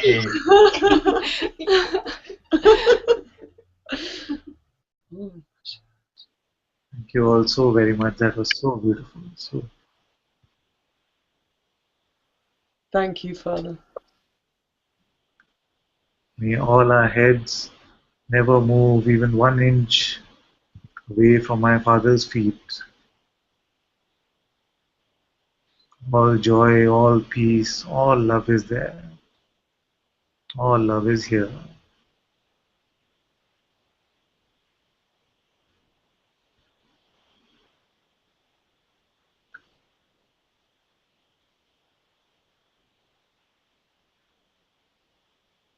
Thank you, Father, for this beautiful, beautiful satsang. Parvati ji can share her beautiful invocation with us, and then we close for today.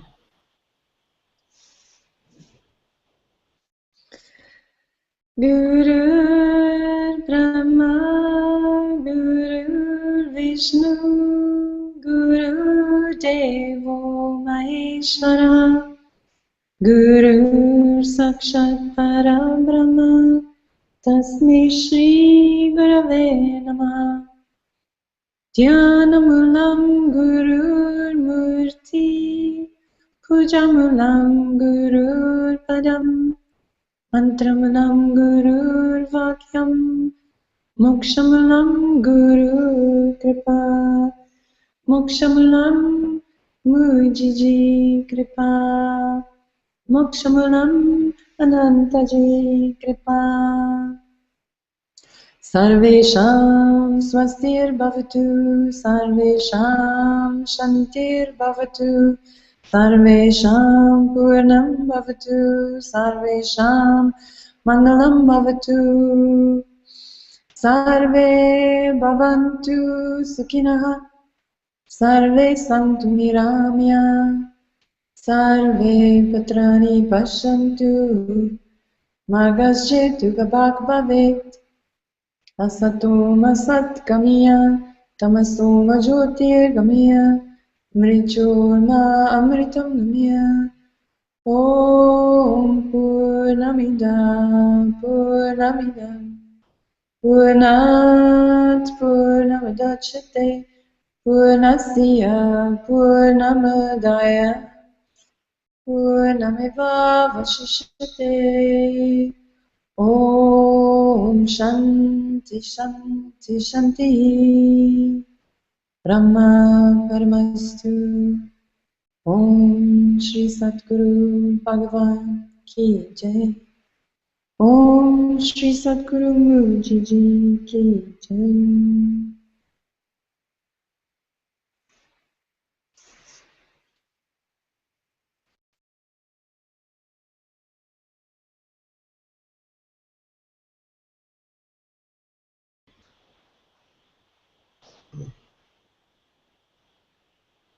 Thank you all so very much for being in this satsang today. Sadguru Shri Mujiji ki Jai. Satguru Shri Ananta Ji Ki Jai. Jai. Jai. Jai.